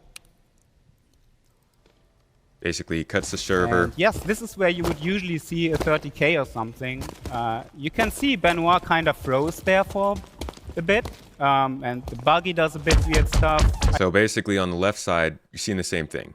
Cuts the server, replication layer keeps the data flowing, and the servers can spin back up without the connection the client has with whatever is going on in the entity database. Basically, it's seamless, you know. So that's the idea behind the replication layer split overall, and this is sort of their focus in when it comes to like the crash recovery. So I'll let that play out again, kind of while he's. Mrs. Tomato just poked me in the nose. You guys couldn't see it. I will let this play out again here on the left side while he's talking about it on the right. Kind of. This is where you would usually see a 30K or something. You can see Benoit kind of froze there for a bit, and the buggy does a bit weird stuff. I can shoot those pingus, but the world is really in a frozen state right now.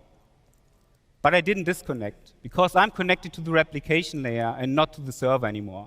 In the meantime, I'm just starting a new server. Let's be a bit patient for it. Should come back online in a second.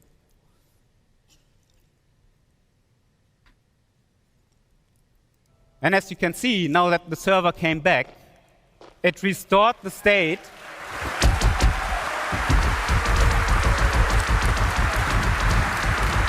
Honestly, that's how I would celebrate. I just start shooting. just let the gun rip. Because that's such a fun moment. Like even outside of server meshing, let's forget about the conversation of server meshing real quick and just like acknowledge how great it's going to be that server crashes won't affect us. Oh my God. Unless maybe, I guess, they crash in mass, or the replication layer crashes. That would be very bad. But the idea of 30Ks not being, you know, you don't work on an event for 40 minutes and then at 30Ks and everything's gone. Yeah, rest in peace, iCache. I'm very glad that they found something that works compared to that. So this is kind of, again, I don't want to get into the server meshing conversation. What I'm showing here is replication layer separation. That's what you should be expecting to be in testing by the end of this year. I don't even know if it's going to be released. It's clearly not coming with 321.1, as that's probably coming out this week. 322 maybe?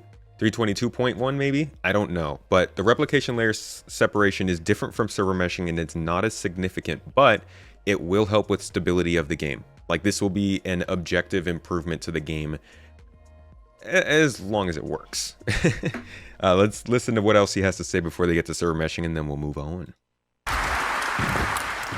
It restored the state, and the simulation just continues to work as before. So this will be, again, this is very early tech, but this is a great benefit of what we have with our replication layer split. But there's one more thing.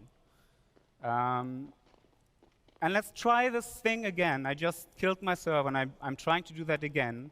But this time, we're doing something different. So let's first go in here. This is my development tool. I can talk about it in a second. So let's stop that server again.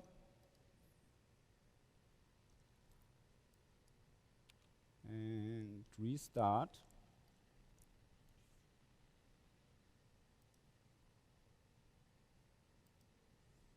And this will take a little bit. I'm running this tool you see here. This is our internal development tool.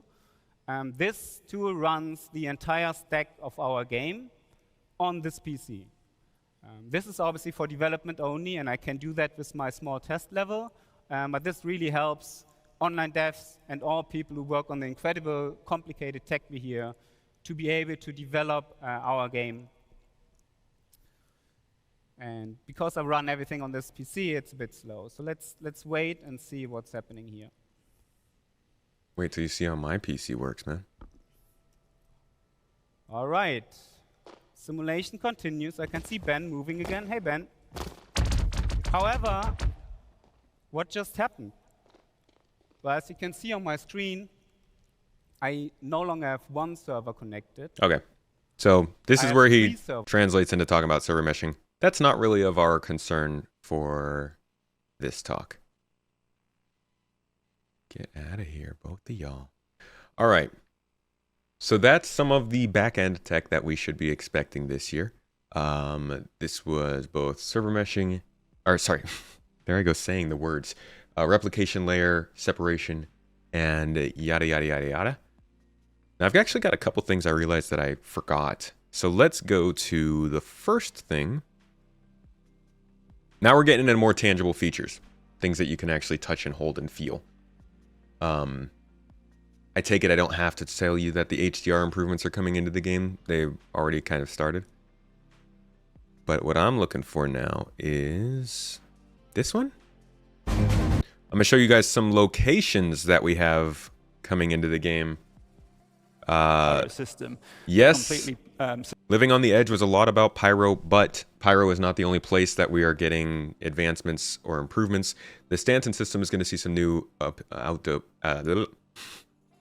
Stanton system is seeing some new outposts coming to the game this year that are looking more like towns, more like villages that you can do multiple missions at, or at least fight your way through instead of just one or two buildings.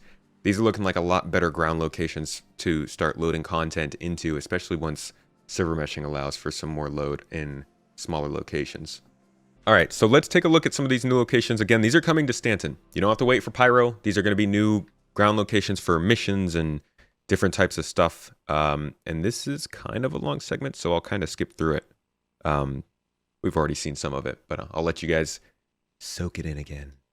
System agnostic, so you can expect to see these outposts in other systems as well. And of course, we're going to look to add more ingredients, more of those modules to the library as well, to further expand the variety and depth you'll be able to see at these new locations. We want to encourage more on-foot gameplay within a smaller ecosystem of a planet to give that more localized and personal feeling experience. Our goal with these locations, as with many of the others we're going to hear about today, is to continue to work on the gameplay so that every location offers a rich playground to explore. And I guess I'd like to finish just by thanking everyone for listening today. It's really great to see you all. And I'm going to pass you over to Nick, who's going to talk about some locations that are coming in the nearer future. Thank you. Bonjour tout le monde. Yoo!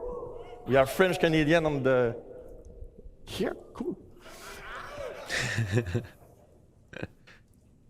All right, guys. My name is Nicolas Pinchot. I'm from Montreal. I'm assistant director, and I'm here today to show you the next new Derelict settlement we did. But just before that, I just want to say thank you to everyone who worked on that mandate. You guys made an awesome work. I'm super happy and proud to be here today to show you that, all of you guys and to the world. So let's cut to the chase and let me present you the new Derelict settlement.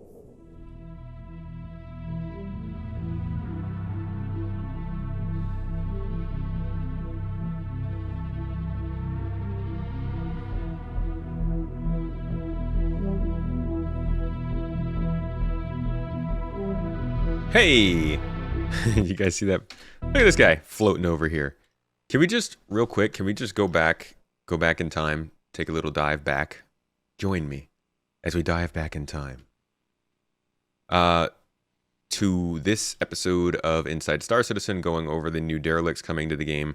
And I'm thinking, like, we talked about these twice over the course of this year. And they were supposed to come in both 319 and 320. Now, people have told me that these locations are in-game. But also, I have confirmed with VerseGuide that they're not. So I don't think these locations are in-game. I think there are new derelicts, but I don't think they are the big ones that they've been talking about in these segments. So here is a bit of what we saw back then. I want you to take a look at these and tell me if you think that these are comparable and possibly the same ones they're showing us now. Large settlements where it's almost like fortresses or small villages. Now we have some that are like fully fortified. We have added gameplay like where we can play King of the Hill. We got other ones with like turrets, defense walls, security gates, but everything's still in derelict kind of shape, a bit more like Mad Max, where it's not abandoned, but like they use ship parts, and these things are still decaying over time through the harsh weather conditions on these planets. These settlements have been like there for like 100 years. Others that maybe the spaceship just crashed and like they just started building a village for the last couple of years.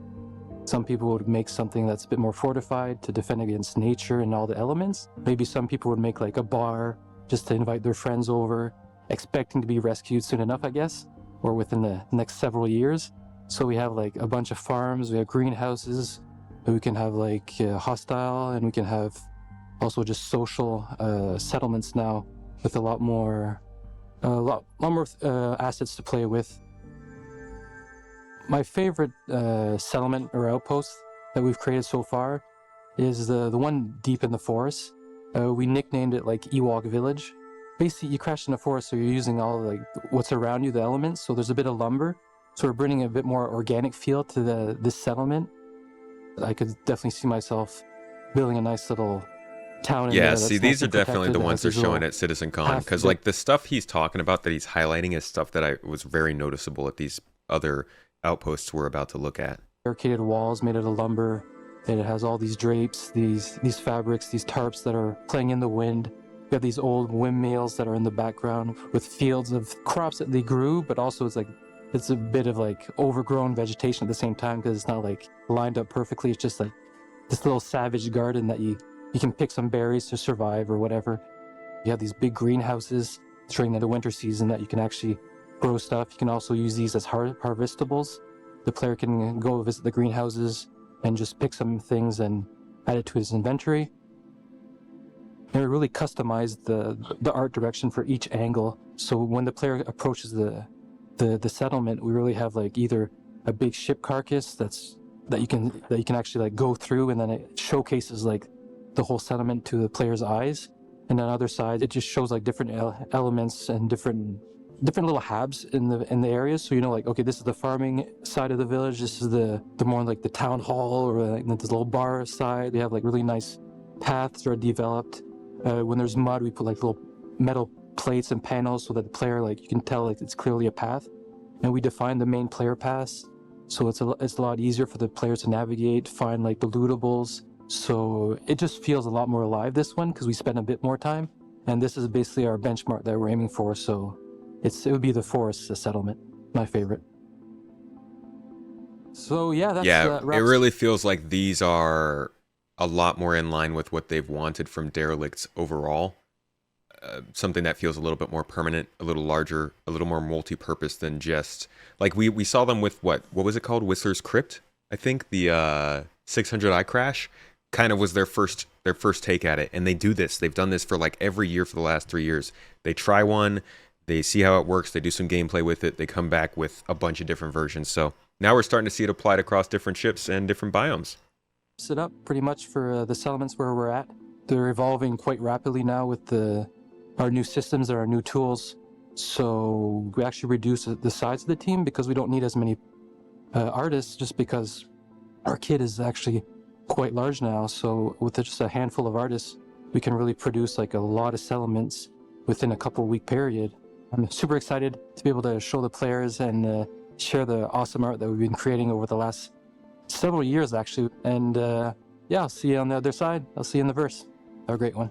All right, so these have actually just been dropped in the roadmap roundup for the day. This came out just today, 3/22, adding a new player hair update, which we covered and already saw, new Derelict settlements, which we're covering now. A couple that I didn't expect, new Arena Commander maps. This looks like it's going to be, oh, a Derelict settlement made for FPS modes. That's okay. Another rough and stormy settlement on Hurston for FPS.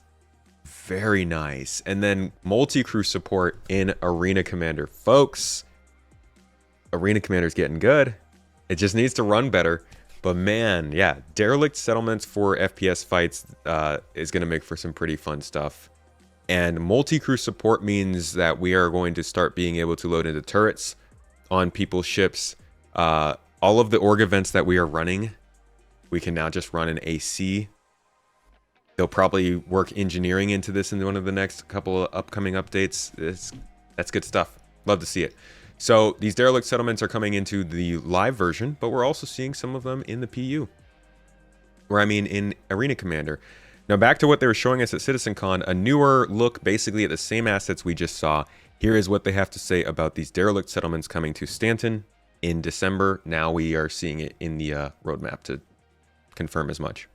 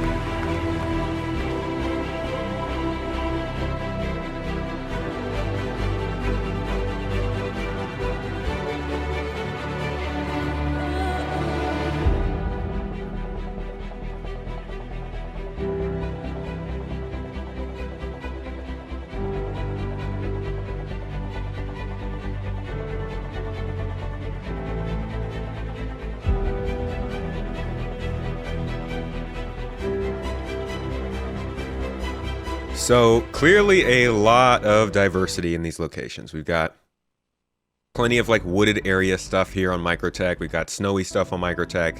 A lot of Microtech. Obviously there's some Hurston here too, with this sort of like platform looking They didn't show too much Hurston, but these will be across all planets with the ground. So like Hurston and Microtech, really, in America, or America in Stanton. ArcCorp. Somebody did ask about ArcCorp in chat. They are going to be adding some new biomes to ArcCorp. It won't be all city. That's just what it is right now for their sort of tier 1 implementation. But they will be adding some lakes and spare forests and stuff like that. So do expect to see some more ground locations added to ArcCorp. But until then, building interiors will be how we get that kind of gameplay there. Yeah, I don't know where the heck America came from in that sentence. It was weird. Pretty cool, guys, eh? So I'm gonna let them talk a little bit about how these locations are different. They look like just new locations, but there is some different gameplay implementations here, or implications that we'll go over. I'll let him kind of talk about it. Oh, by the way, we made more than 4. It's not just 4. We made more than that. So we split those settlements in 2 categories, social and hostile. In the social one, we will have drop-off mission, shops, food, loots, and drinks. And hostile one, obviously, will be more focused combat. Let me show you what it looks like.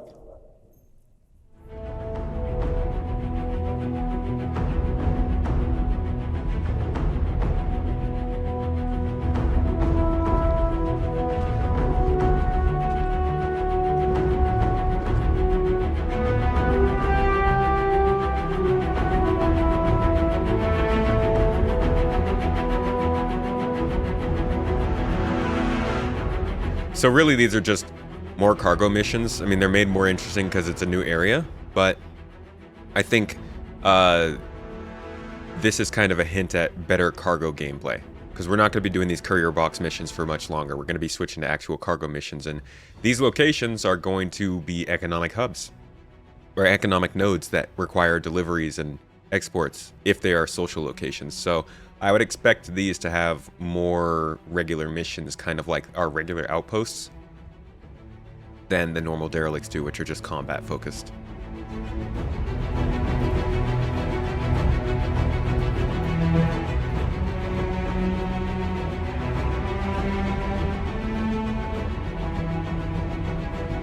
What would be really interesting is knowing if they're going to have working habs. You maybe spend the night there. Start your day at a derelict.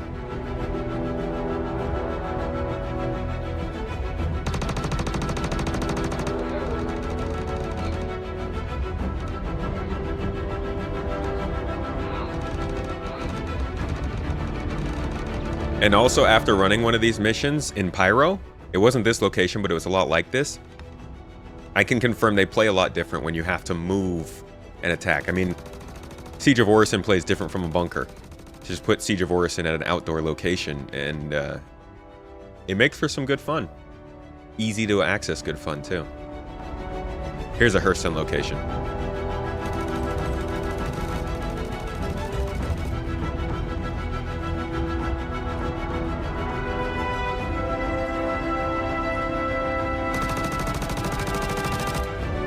You can kind of see, like, if you look at this location, you can see that a lot of the infrastructure is made from like rusted out materials and trash and crates and stuff. Whereas if you go back to like some of these Microtech focused locations, like the infrastructure is more wood and timber. It's a really nice touch of detail, and I'm excited to see how that continues with other types of biomes and stuff.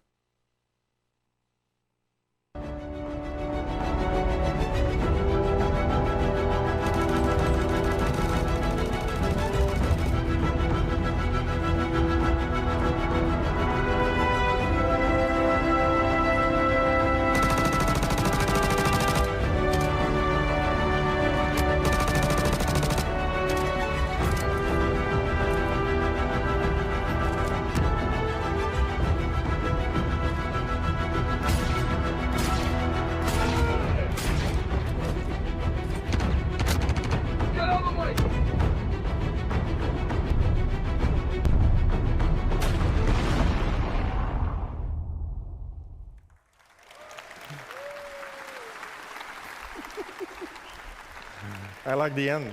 The end's awesome.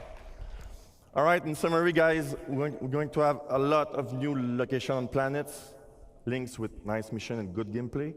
And the most important, all those locations will be in Q4 this year, available in the game. All right, so as we saw, it's been added to the roadmap, so can confirm it's at least tentatively planned for Q4. In fact, we can now update this, and it will update with these new locations. Let's see.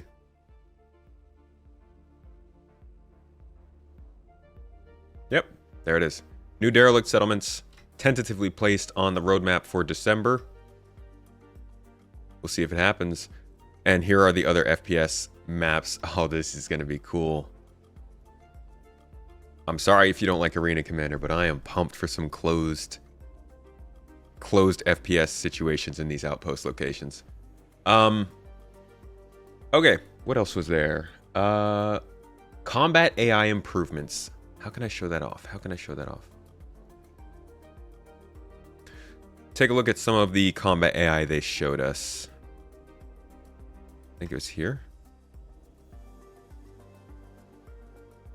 So I'm not exactly sure how much of this will be in the game. I know they've added some of the Squadron 42 improvements that we've been reading about in monthly reports, but this is kind of what they showed us at CitizenCon. Now, I know combat AI improvements are coming to Star Citizen. But again, just to be very, very clear, I don't know how much of what we're about to see from this video is actually meant to be in the game this year. Just that something is. So, big old grain of salt there. A couple of them. Work we've done for Squadron 42 is going to flow into the Star Citizen experience. So we wanted to make the AI presentation about how you guys are going to experience the tech and the features we have been working on. So from the player perspective, you've seen how many new opportunities you have. And now it's interesting to see how the NPC are going to react to that. So the goal of Star Citizen is to build a breathing and living environment where your actions matters, and the NPC you will find in the universe needs to have the same opportunities and same limitations that you have. So when we play a game, we want you to spend the time that feels memorable, that feels special, right? Something you can remember and talk about. So we want you to give you a challenge to overcome, but also a challenge that is fun and doesn't feel repetitive and boring. So when we look at FPS Encounter, we want to build variety. We want to give the designers, like Zach, the ability to craft combat scenarios, not just to put NPC in the level. And we need to make sure that he can tweak something such that he can experience the unique play style and the play space that you have. So Star Citizen can benefit from tons of unique environments. So for those environments, we want you to have different type of fun. So what we look at today is some of the tools that they have to achieve this goal and bring the AI to the next level. So the first tool we're going to look at today is the NPC trait system. So we spoke about this in the past, and we have now available for designers the initial set of traits they can use to influence their behaviors. So those are some of the ones that are available to the designers. Today we're going to focus on the combat traits, because we have traits that also apply to the peaceful situation and the social environment, but those are the ones that influence NPCs during a combat scenario. And traits, you can imagine them as characteristics NPCs have or don't have. So through the usage, we can make sure the combat feels different from one encounter to another. Traits in tech-wise, are just traits and tags that we can apply to character instance, character classes, but code can also apply them automatically based on specific rules. For example, if you see somebody with a rocket launcher, those will apply, an example, the sentry trait automatically, because those weapons are weapons that work well at range, so you want them to not push forwards to you. So they allow to block, or actually, they allow or they block specific section of the behaviors to run, but they also influence the likelihood of some logic to happen, or they modify the outcome of specific actions. So let's imagine we want to model a pirate faction, something that you can actually experience in the Pyro playground. So we want them to feel aggressive, but also not very trained. They are not very military. So how do we do it with the traits? We can start adding to this faction either the aggressive or reckless trait. Those are traits that increase the risky behaviors. So for example, fighting more in open space or expose themselves longer when they are in cover. We can then assign to some of those pirates the ignore fire obstruction trait. As you've seen, for example, in... Does that mean they just, like, if they're behind a wall, they'll just keep shooting? Because I think they all do that right now. Destructible environment. So what the NPC will try to do is to keep shooting at the position the enemy has been hiding into. So you will see destroying environment, but you will also see them being less careful and managing their ammos. For others, we could use the undisciplined trigger finger trait. So this trait is, for example, meant to convey the inability to control their weapon when they are emotionally engaged in the fight. And what it will cause is them to trigger the weapon much longer compared, or much, or also just a bit longer compared to what the behavior is asking. So being bad at preserving their ammo means they will also run out of bullets much quicker. So this offers interesting opportunities for players because they can now shoot at them while they reload or while they scavenge the environment. So traits are building blocks we can use to define how character, faction, or encounter should feel. And designer can now create a wide variety of encounters for you guys to enjoy the game.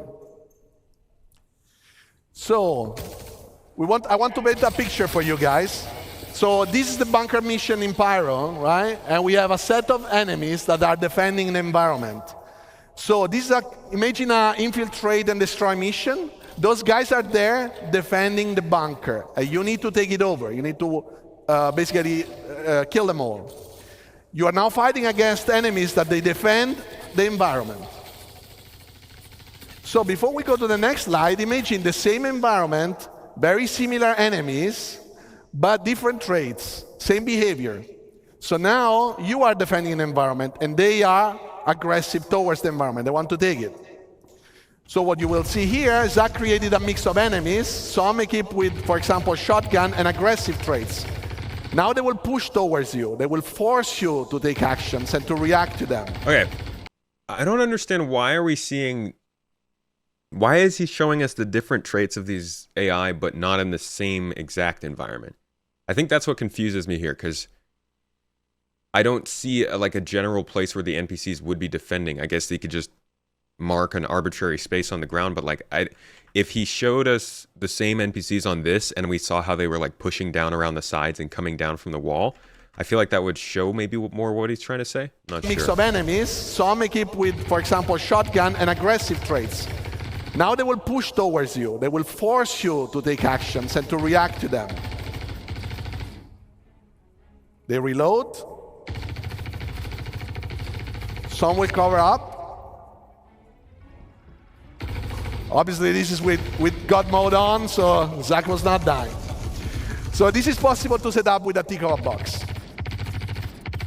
But this is not just enemies, because in Star Citizen, we want you to hire your own crew members. And those crew members, those characters, will have different personalities, different traits, different training level that they can build up. But when you look at their traits, we want you to see their strengths and their weaknesses so that you can pick the one that either match your playstyle or compensate your playstyle.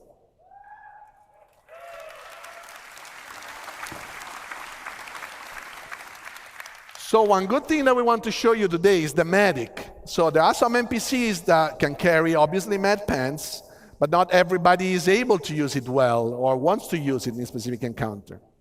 So we want to tweak this, and we have the medic trait. Here we combine a lot of the tech that we have spoken in the past, usable tech, behavior tech. And as Jens showed you, players now can just not only kill enemies, because before our NPCs would just die, but now you can take them down, you can restrain them. So the eye perception needs to carry all this information about the different actor states. So he needs to know if he's down, but if he's still alive, or if it's just, somebody that you need to wake up. So a medic in the regular combat flow can, when it's safe to do so, and at the right time, attempt to heal his mate that can be helped. So now you can imagine guard patrolling the environment. You take down a character. The guard finds this body on the ground. He doesn't know if he's alive or not. So he can go there, he can check it, check the pulse, see the state, and if he can be helped, he can basically execute the right healing process. If he needs a med pen, he will use the med pen. If he needs to shake him to wake him up, he will shake him up. And if he needs to unrestrain him, he will unrestrain him. And your crew members can also do the same with you. So if you are down in critical condition, they can come and help you out. We'll see now. Yeah, I've heard, we're hearing in chat too, and I've heard multiple times that this is happening in game. Both players and NPCs are getting revived by other NPCs. And heal his mate.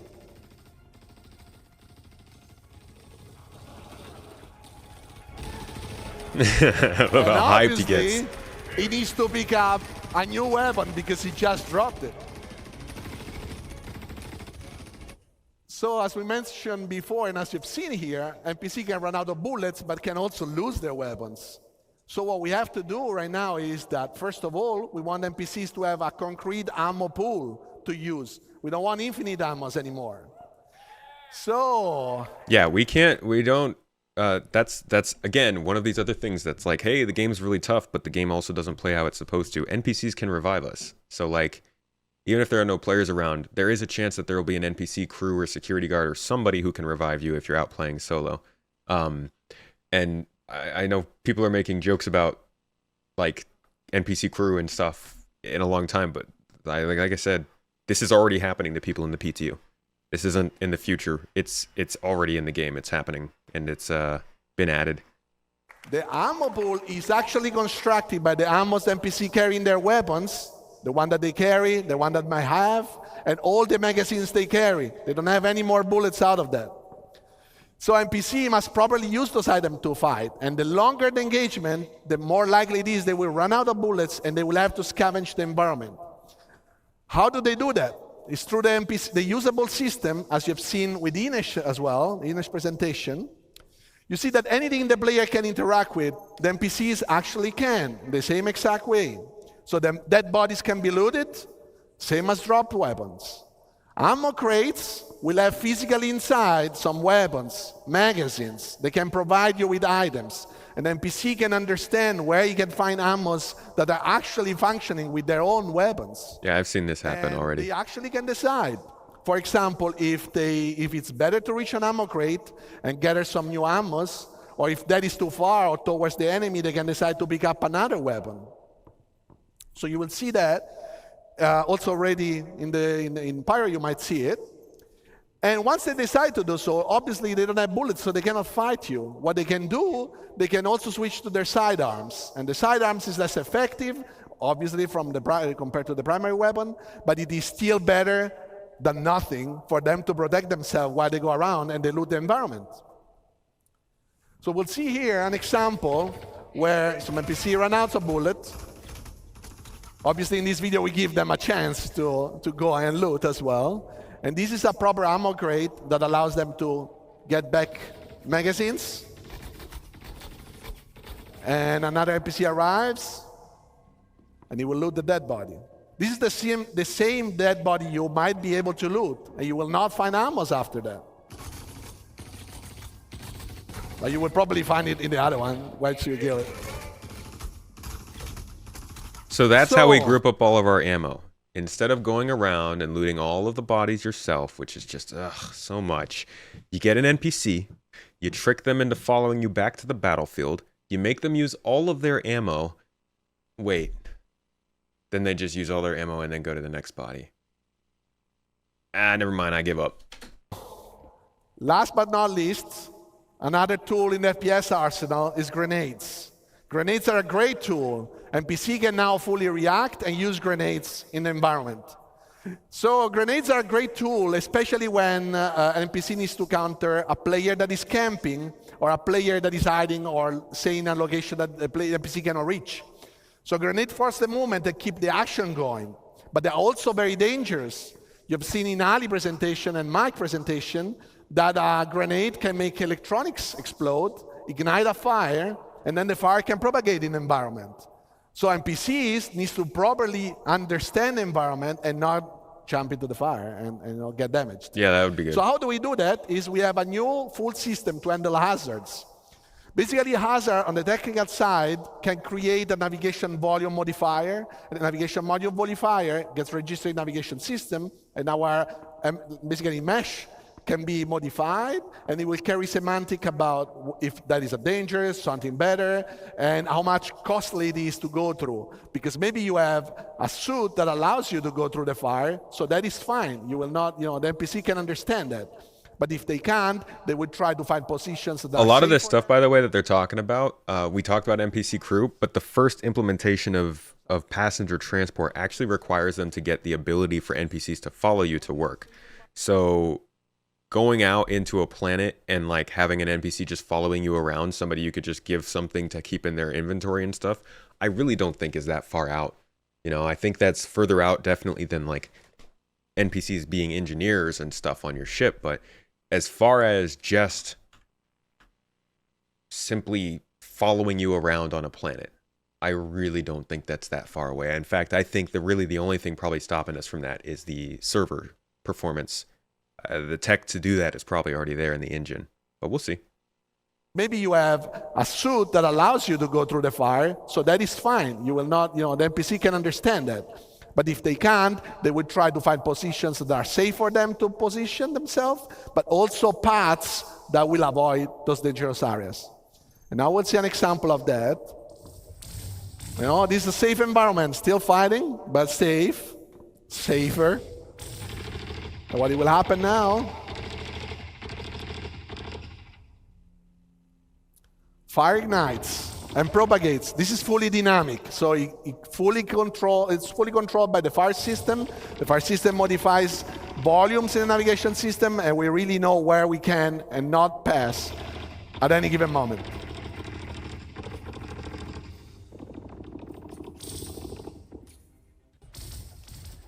So this is a subset of the things that we worked on and we wanted to show you today.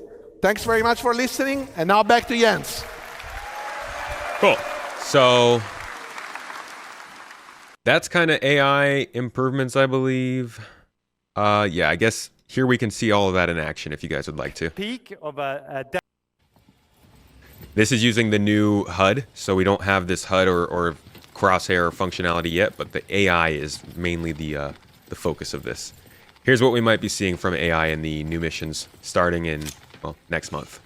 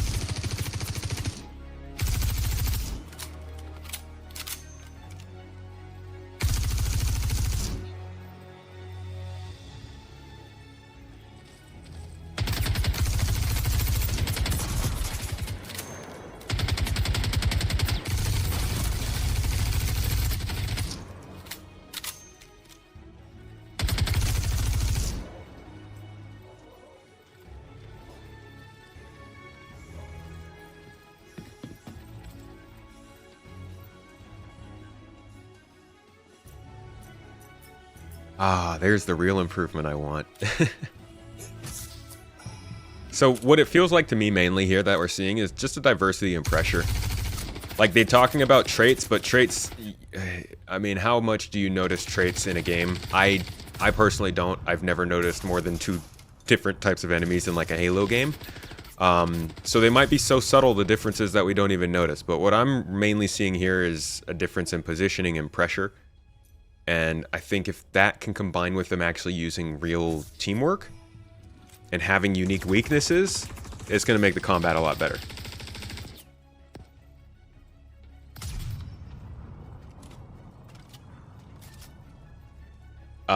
For instance, this isn't necessarily about making NPCs harder.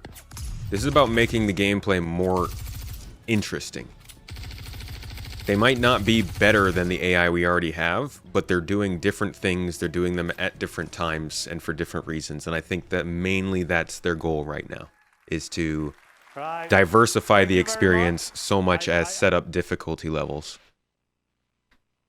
So that's combat AI improvements.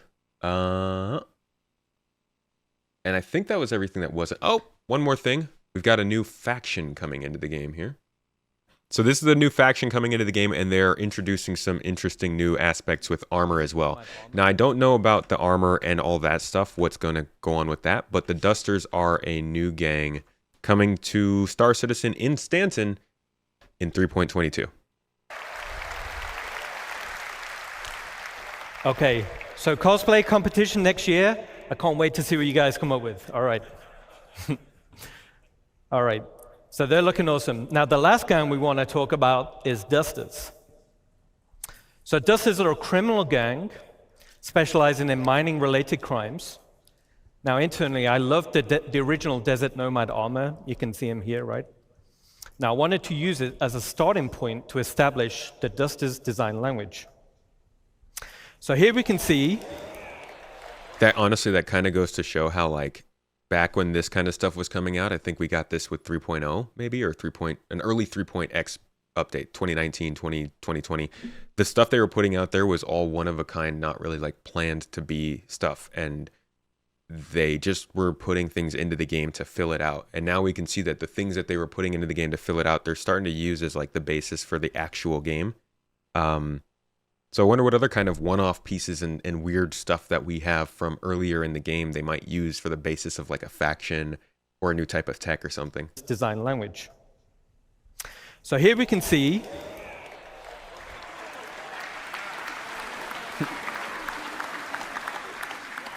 the Dusters gang lineup showing armor leveling and rarity.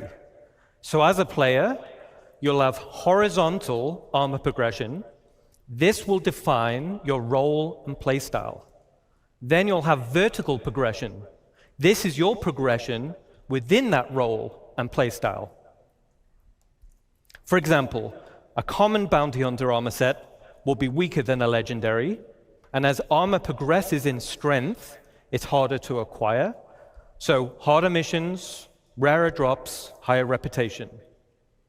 Now, as we're talking a little bit about armor sets, let's recap a little. So the goal is that players should consider which armor to equip based on the role they wish to fill and the scenario they're heading into. There will be also greater differences between the current armor types. So light, medium, and heavy, and this will be in protection and mobility. New armor categories will be combat, specialist, utility, and support. Also solid, they're starting to actually set up real armor types. So you've had nothing up until now. These will define the type of items that are quickly available on the slots of the suit. And again, that also... There will also be additional... Like this works into some of the stuff we talked about yesterday, like the tractor beam. We talked about like limitations for that kind of thing. Maybe the armor that you're wearing. You know, some armors might have an extra battery pack that'll power some of these tools, because tools that do things, multi-tools, tractor beams, mining tools, those will all use energy, and you'll have to have batteries for that. So maybe you'll have armor that has extra battery power, you know, and that might be something for a cargo hauler compared to somebody else who has very limited use. To assist in your chosen role. A matrix of armor type versus category will provide a variety of roles, with each providing best-in-class benefits. There will also be hindrances to out-of-role gameplay. For example, if you're wearing a heavy armor set and you're trying to fly a little snip fighter, you'll have restricted visibility and less vehicle control.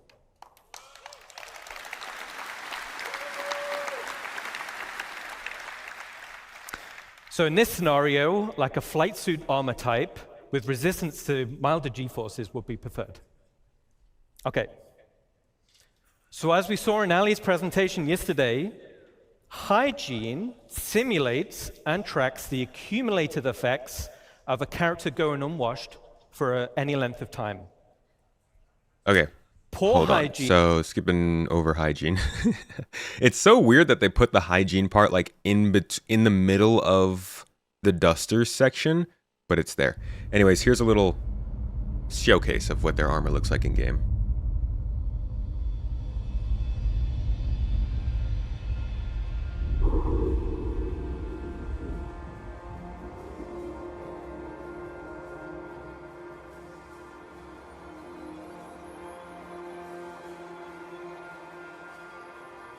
Kind of cold, dude.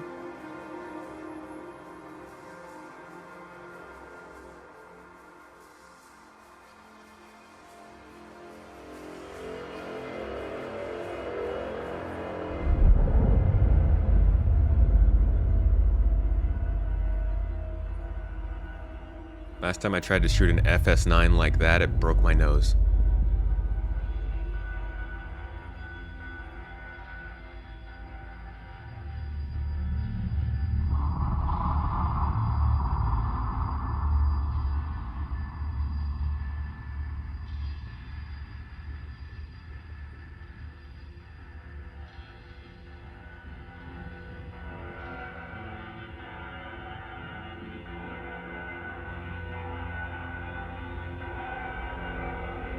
Y'all are gonna be cold. I think I've already said it, but this gives me tons of Oblivion vibes. Elder Scrolls Oblivion.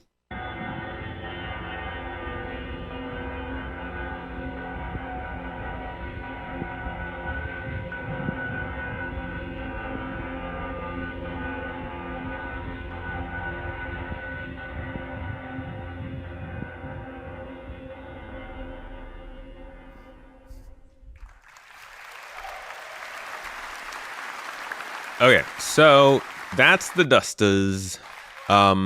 This is a new faction coming in with 3.22 in December, and that about does it for that segment.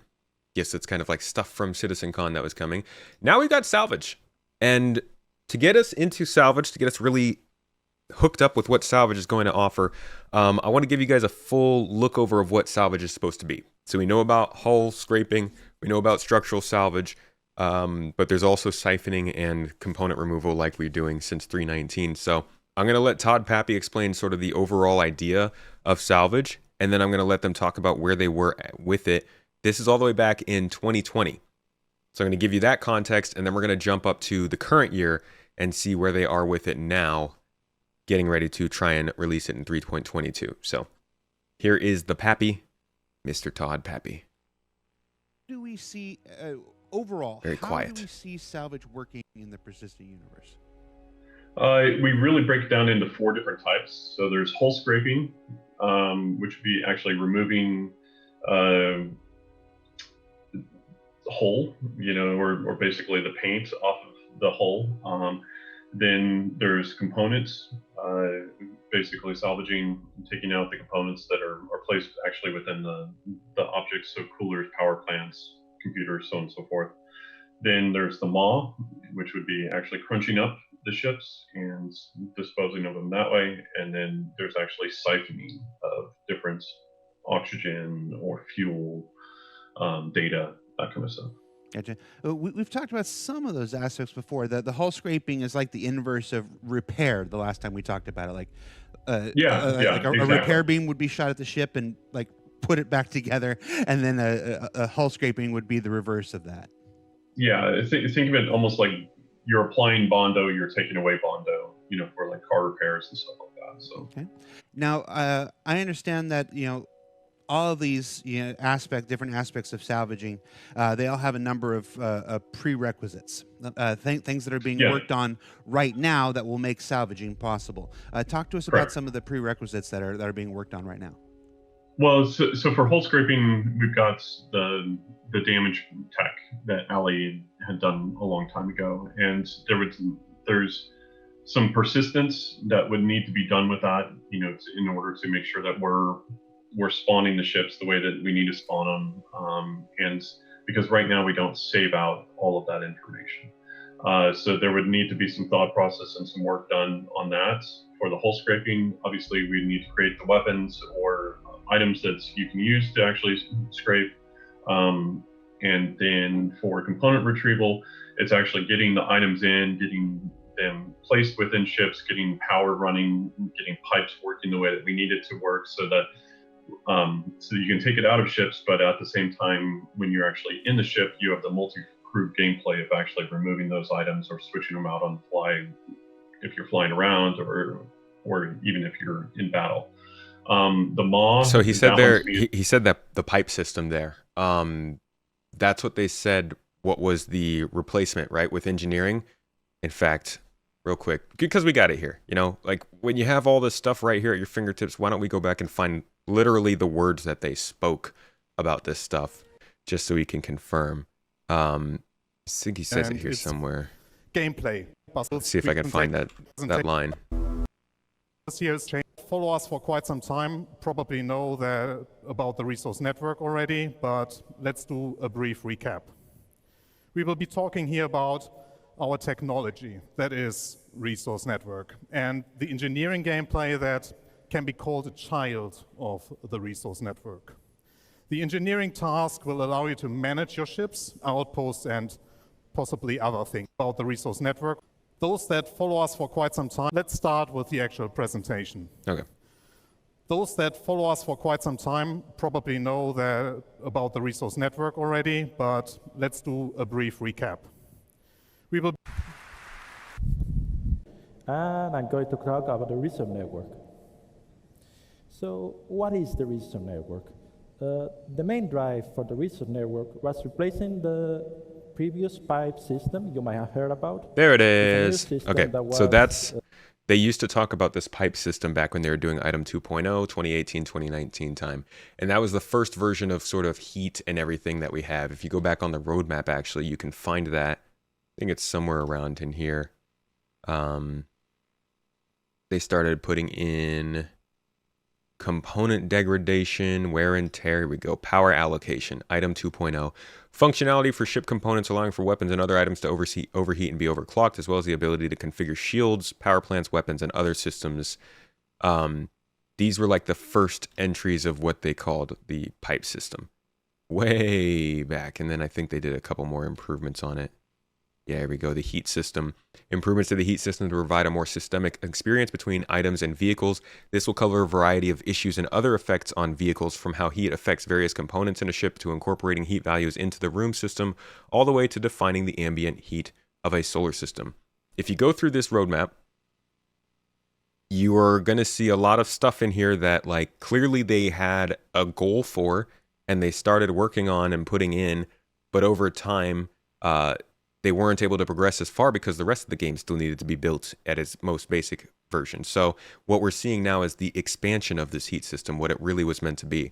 And the more you look into these different updates from back in the day, you'll see little crumbs of stuff like this. Force reactions is definitely one. Electron damage is another. Thruster efficiency curves points towards like control surfaces and stuff. Prison systems and missions pointing towards bounty hunting. So like this is a treasure trove on its own. But that just kind of provides context towards where this whole system is coming from. It is an expansion on the older ones they were already building. It's going to be based off of the way that we break up our ships anyways, and kind of then figuring out, do we need to have smaller detonators on those to blow up those things and then create different shards, or like there just needs to be some real thought gone into the maw and how we're going to crunch things up and get that. And then siphoning, it's basically at that point in time making sure the room system's working the way that we need it to work, so that we can actually pull things out. making sure that we can actually put things in too. So like getting our life support working the way that we need it to work. For the fuel and those tanks, it's basically just making sure that we have a entry point so that we can actually pull things out. So all that, as you'll see in a second here, the maw and the reclaimer and the hole munching bit from that, they've gotten it into a prototype phase. The room system, life support, they've got it into a prototyping phase, and it looks like a little bit beyond that too. Entry ports for fuel, they've started doing with refueling. There are a lot of different things that he's naming as prerequisites for this kind of salvage gameplay to work, and they are things we've seen recently happen in the last 2 years. So that's why we're starting to see more movement on salvage. Here's the last little bit on this, though, kind of how it's supposed to progress, and then we will talk about where they are now. For us, what's how does this how do we see this going forward? So right now we're working on power, and we're basically getting that working the way that it's supposed to be working, so it's scalable. And then from there we're working on getting all the items placed in the ships, and obviously with our catalog of ships, that takes a while. So those things are being worked on in tandem right now. And then from there, we'll figure out, okay, with hole scraping, when do we start on that, and kind of work through a lot of those things. So with that, those have always been kind of in Chris's mind, my mind, Tony's minds. Those are really the first, ideas of what salvage is. So then it'll just be, okay, do we want to release the components, aspect first, or do we want to, release hole scraping, with the components, and say that is salvage as a whole. But no matter what, I think it will just be us figuring out, okay, hey, here, this is our base salvage, and then we'll continue to iterate on it, much like we did with mining, where we put out, an idea of, hey, this is salvage, or this is mining, and then we introduced FPS mining, and from there we've done other adjustments to like volatile mining, so on and so forth. So it'll be kind of following the same cadence that, or salvage will be following the same cadence that we've done in mining. Cool. And we've seen a lot of that play out. So like I said, room systems coming together, life supports coming together. We can interact with components, we can hull scrape, and we can take away cargo.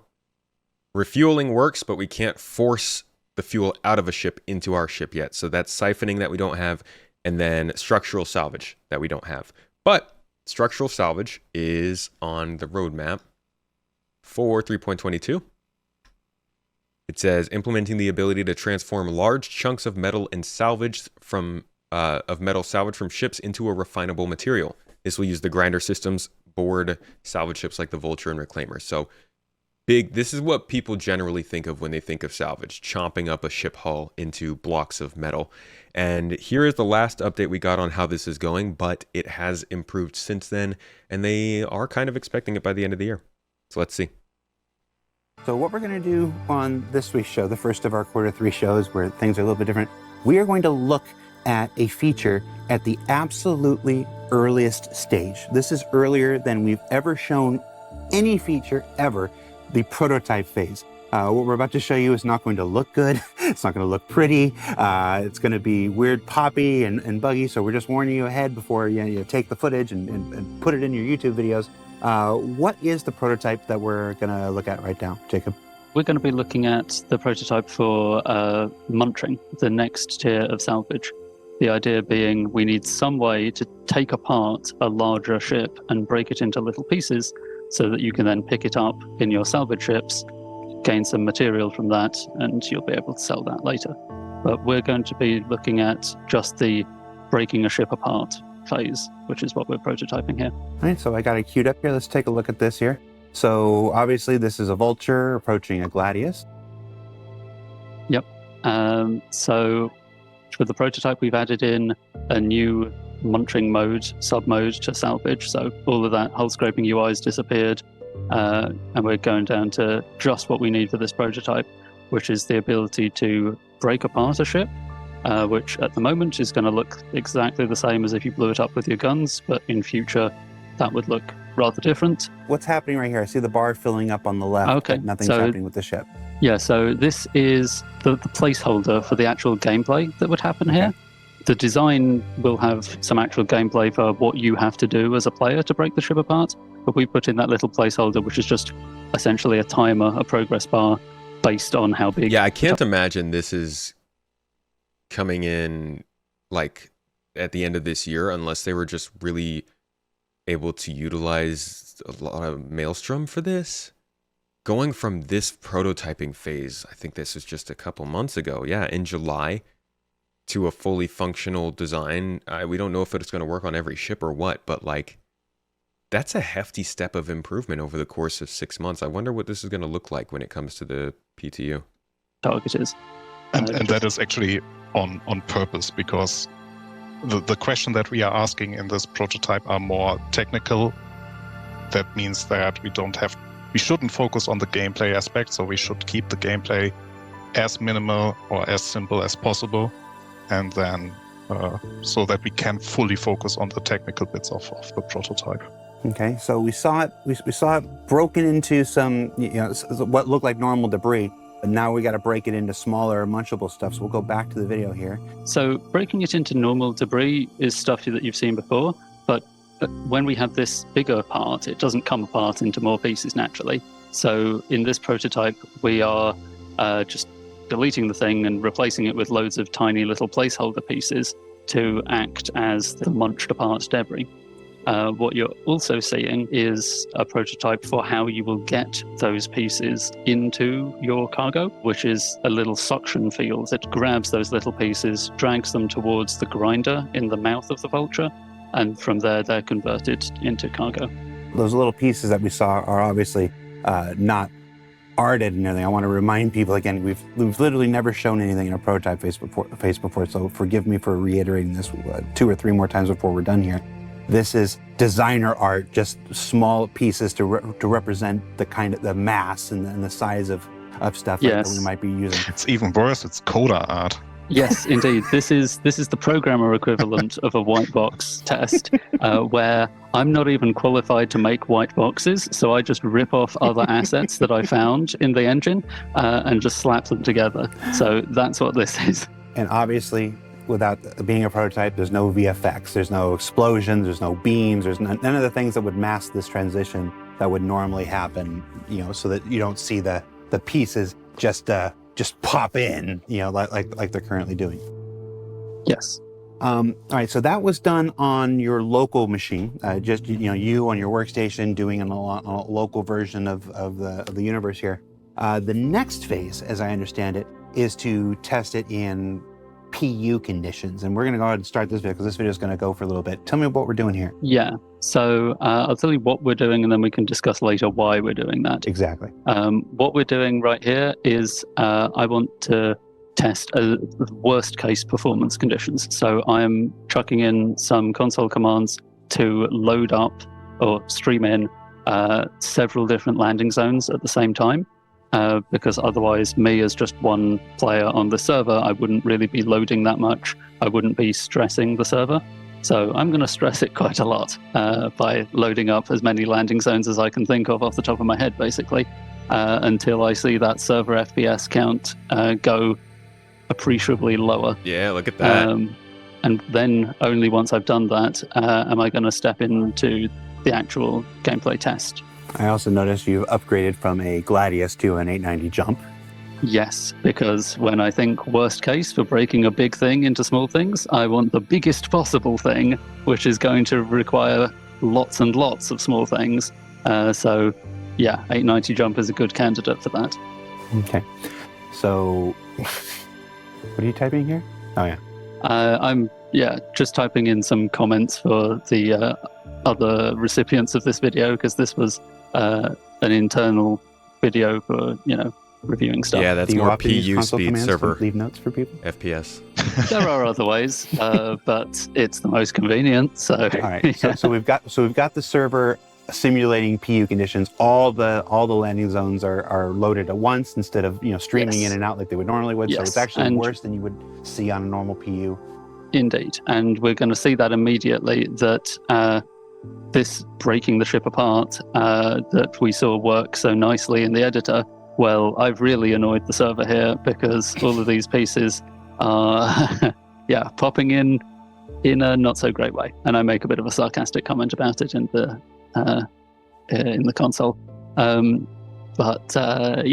It's important to create these conditions, to test these things, not just in ideal conditions, not just the ideal universe of your own computer, or even the PU when it's like first loads and nobody's in and everything's great. No, indeed. What I'm testing here is worse than we would hope it ever to be. We don't want it to ever be this bad, but we got to test it because it might be. All right, so here's where beams would be shooting out, starting to break the ship apart. Yeah, there'd be extra gameplay here, there'd be VFX or whatever. But yes, beams in the editor version, we saw pretty much. Believe it or not, beams are great at cutting things. As soon as the big piece. Sci-fi beams, okay. I don't know about real beams. Don't check me on that. Disappeared. All those tiny little bits turned up. Well, it's not going to go that way in this situation. We're going to be waiting quite some time for all those little pieces to turn up. Gotcha. And so while we're waiting for those pieces to turn up here, let's talk about what we learned from what we've learned from these tests so far. Obviously, there's some performance stuff, but there's also some gameplay implications from what we've seen. Torsten, you want to talk us through it? Well, I can talk about some parts that we learned from. Right. Sure. So the best thing that you can learn from a prototype is actually everything that goes bad, because this is the stuff that you can then iterate on and make the gameplay or the technical stuff even better. So from the gameplay perspective, so I will just talk about the gameplay stuff, and Jacob can talk about what we learned from a technical perspective there. Is from the gameplay we learned that what about big ships? So how, for example, now you saw the Vulture trying to attach to the 890 jump. That is a bit of a wonky situation and it doesn't feel right. So what about Vultures actually munching bigger ships? So how can we make that an interesting munch. Then you saw in the first video what happens when the ship transitions into the smaller bits. So the masking is a huge topic that we have to solve so that it feels right and you don't notice that one element pops away and another element pops in. That's got to be the hardest thing of all of this, right? Is figuring out how to make it look good. Because you could break materials down, but man, this is going to be such a pain to... Maybe it won't be such a pain. It seems like it'll be a pain, though, to make it look convincing and scale correctly across all ships. But, we'll see. It would be more painful for you to munch because you have to stand up from your seat more often, go down to the filler station, remove the boxes. So this is definitely an issue that we then have to solve because we really don't want to have this gameplay to be more tedious than it's has to be. So we have to find a solution how we can make it more like much nicer for the player to actually remove those crates there. Then the navigation around the pieces is also something that we notice isn't that fun. So we will probably utilize the tractor beams there because we are anyway working on them, but maybe that makes it much easier for players instead of flying around and getting the pieces between the fork of the Vulture and then having it disintegrate, but instead you pulling the pieces in with a tractor beam. The fork of the Vulture is very limiting in terms of what pieces will fit. So this is also something we learned. And a big thing is, which already is standing out, is how can we make it fun and unique for the Reclaimer. So we just were looking in the prototype at the Vulture, and the big question that our team was asking in the end of that prototype was like, okay, how can we facilitate the claw and the uniqueness visuals or the uniqueness in general of the Reclaimer to actually facilitate that gameplay and have it stand out and be meaningful and fun. All right, so a lot of gameplay. Look at that tiny little piece of metal. The whole claw comes in, and it's just like this. I guess it's actually pretty big considering the size of the claw. And be meaningful and fun. All right, so a lot of gameplay. a lot of gameplay implications from just that little prototype. Jacob, what was your takeaways? From the tech perspective, I'm looking at things like the performance and also just what am I going to have to account for to achieve the designer's vision here? And I know that we're going to want things like the time that it takes to destroy something to be somewhat proportional for its size and mass. But from the initial prototype, I could already see that a bigger piece taking longer. It already takes a few seconds with the Gladius. If we're going to scale that up and scale up the time as well proportionally to a big target, we're going to have to think about what equation are we going to use for scaling that, so that it doesn't take you ages, like sitting there for minutes to break something apart. I got to think about how I'm going to hook in the visual effects and the audio. What dependencies am I going to need to get involved? Speaking of judging time, the entity system is taking a little bit of time to spawn all the spawn debris. We've been talking. This is still going at the moment. Obviously, there's going to have to be some optimization work there with the entity system. This is kind of what we've got with PES is that it's not quite as quick to create entities as before we had PES. And we have all sorts of great stuff that comes with PES, so this is just a small limitation that we have to learn to work around. But it tells us that gameplay ideas that we had before PES might need some adaptation in order to work efficiently in the post-PES world. Yup. All right, I don't want to drag this on, but that is the gist of structural salvage. It's going to be a pretty big system, and it's going to expand salvage a lot. I mean, industrial game loops and career paths have taken a huge step up this year, and continue to kind of every couple of quarters, I think, introduce some pretty good new gameplay for everyone. So the final thing we're going over today, besides all the stuff we've already covered, and I'm sure there's more to come to 3.22, I don't think they've announced all the stuff they want to add in there, or rather to whatever patch comes in at the end of the year.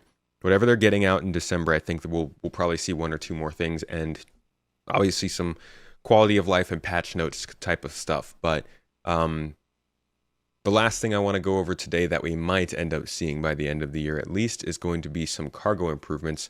Now, it's not too extensive. We still don't know too much about it, but one of the things that they're bringing us is the ability to put boxes inside of larger boxes. I'm guessing there might be more to it than this. We've only got one sentence. The feature will allow players to store items and smaller cargo containers in larger cargo containers. So consolidation and the ability to actually store stuff in boxes. I think they talk about that here, but I'm not entirely sure where. I think it's more towards the end of this whole thing. So I'm going to start playing from around here, and we'll just see. So you need to be at a specific location to use that inventory and management. So this gives us a lot of benefit across the game, where you know exactly where your stuff is and where to get it and where to go to organize it. Now you'll be accessing that inventory via the freight platform and the hangars. You'll be using the freight platform to put it down.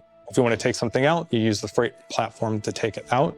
And you can use these inventory container boxes that I mentioned previously in order to optimize that kind of hauling. Let's say you realize you have a lot of guns that you want to take with you. Well, in the kiosk inventory management screen, you can move those items into a single box to aggregate them together so that you just use one pass with the tractor beam in order to move it all onto your ship. It also means that you'll have the ability to haul larger things in the game more efficiently by taking them and putting them into these larger boxes, such as ship items that maybe you purchased or stole. If you want to do some kind of underground assaulting mission, you just bring your big guns and everything, and you also load that into your ship. So everything is going to be really physicalized and no more kind of magic stuff popping here and there. In addition to the freight platform access, we want to give players the ability to access smaller items without having to go to a hangar. And for this, we're going to add some kind of what I call an item bank. And this is just like a secure box kind of access point in the landing zone so that you don't have to go to a hangar, and it'll look very similar to the other personal inventory interactions. And you can move smaller items around there, such as handguns or meta pins. But again, tying it to a physical location in the game and getting rid of this kind of magic. So that's like a pretty key part of all of this, is like everything we're talking about here. I'm actually going to rewind because I wanted to let you guys hear all that off of one straight go, and then I wanted to interrupt. Everything that's happening with cargo, actually a lot of the stuff that's happening in general in this game feels like they're just adding features on top of features. And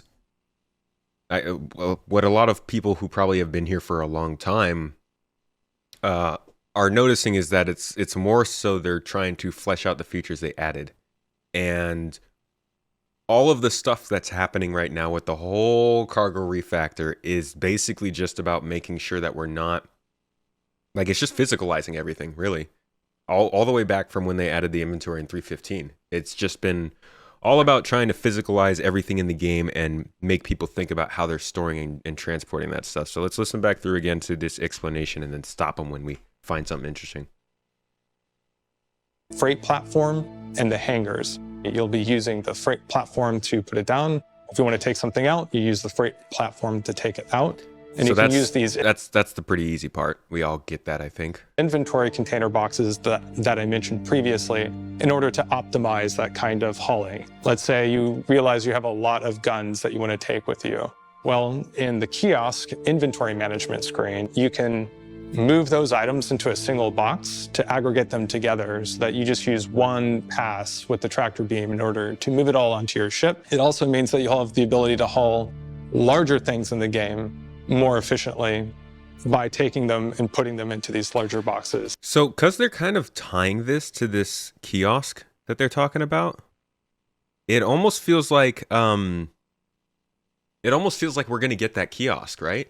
Like, how do we get the ability to do these box storage things they're talking about, this Russian doll style, if you will, without the freight elevators they're also talking about this coming with? In order to move it all onto your ship, it also means that you'll have the ability to haul larger things in the game more efficiently by taking them and putting them into these larger boxes, such as ship items that maybe you purchased or stole. If you want to do some kind of underground assaulting mission, you just bring your big guns and everything, and you also load that into your ship. So everything is going to be really physicalized and no more kind of magic stuff popping here and there. In addition to the freight platform access, we want to give players the ability to access smaller items without having to go to a hangar. And for this, we're going to add some kind of what I call an item bank. And this is just like a secure box kind of access point in the landing zone so that you don't have to go to a hangar, and it'll look very similar to the other personal inventory. It's going to help a ton in places where they don't serve us enough food. Why they don't, I don't know, but interactions. And you can move smaller items around there, such as handguns or meta pins. But again, tying it to a physical location in the game and getting rid of this kind of magic. We're taking that and also applying it to the inventory in the vehicles. Right now in the game, you can hit I while you're inside of a vehicle, and you'll see a similar kind of invisible magical inventory for the vehicle. We're going to be getting rid of that and instead replacing it with a combination of access points like glove compartments in the ship, as well as those inventory container boxes, so that you'll still be able to haul personal items and larger vehicle parts between locations in the game, but you'll have to do it in a way that's physically tied to actual entities that are attached to the cargo grid, as well as exposing it in a way for people to be able to reclaim them from a wreckage or maybe even pirate. Stuff significant. It's significant. This is big stuff. It was stuff we hoped was going to happen all in one or maybe two updates, the whole cargo refactor. We're now at month 12 of the cargo refactor, and we're just kind of hitting the real significant stuff. But it's nice to see, and hopefully freight elevators don't take too long to follow behind these box improvements.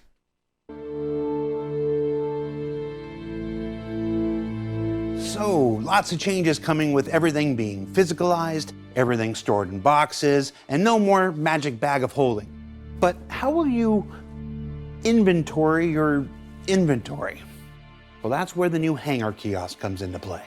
So this we won't go over just yet, because we're not quite sure if okay, we'll do a little intro to hangar kiosks. This is not something I'm expecting in 3.22, at least not yet. Maybe they'll add it in the next roadmap roundup, but as of the time of this recording, it's not something that's looking like it'll be there. We'll keep an eye out for it though, because this could be something, I mean, you need this to figure out how to load everything into these boxes they're talking about. So I don't know if maybe they're just going to introduce the boxes and not the packing functionality, but this would be, I guess, the next step after what we're about to have. Freight elevators are going to be implemented as an access point inside of player hangars. By the way, Razy, thank you so much for the sub. Appreciate you on 5 months, buddy. And you'll use a kiosk to interact with the freight platform in order to call things up from your inventory or to put things into your inventory. The player controls the freight elevator through the freight elevator kiosk because we have to coordinate between 3 different doors. The kiosk is what determines when the door should open, when the door should close, when the cargo get loaded and all that stuff. So that is the physical thing that's basically going to bring up cargo for you and then also like take cargo from you when you sell it. The kiosk is going to be the center point of the hangar. This is really where you'll manage everything. So it's not just the cargo stuff that you manage through the kiosk. You will be able to manage your inventory, basically bringing up the stuff, sending it back. It's also going to be those small items. You also going to have some sort of inventory box that you will be able to interact with, to put stuff in it. Basically, everything is going to go through that kiosk. So everything is central to the kiosk. It's easy to see how all of this will redefine the open sandbox experience at the core of Star Citizen's persistent universe. But what if a cargo career isn't for you? What if you just like to run the occasional mission? Don't want to spend your time loading boxes? All right, so this is, they're now going to get into more of like the missions and stuff and sort of what's going to, this isn't just about you carrying stuff you want to carry. They're making this a full career with missions that you'll be able to take. You don't care what you carry, you'll get paid for that work. And it's going to be deeper, it's going to be better, but it's not coming this year, so we're not going to cover it. Freight elevators? Shoot, I don't know. If there was one part of this whole refactor they could ship without the freight elevators, it would probably be the boxes inside of other boxes. So this does not confirm freight elevators, but we'll see over the next couple of weeks, probably the next month, if this is going to happen or not. This being freight elevators, but that's it for today. That is just about everything that we know for pretty certain is coming in 3.22 or this year at least, from the engine advancements to the gameplay features to the ships. It's going to be a pretty significant patch, not a huge one, but it's got some good stuff in it, particularly tractor beams, new mission stuff, and hopefully we see something with Reputation, but I don't know. Either way, hope you enjoyed. Thank you all for coming to my little summary of what's coming for the rest of the year.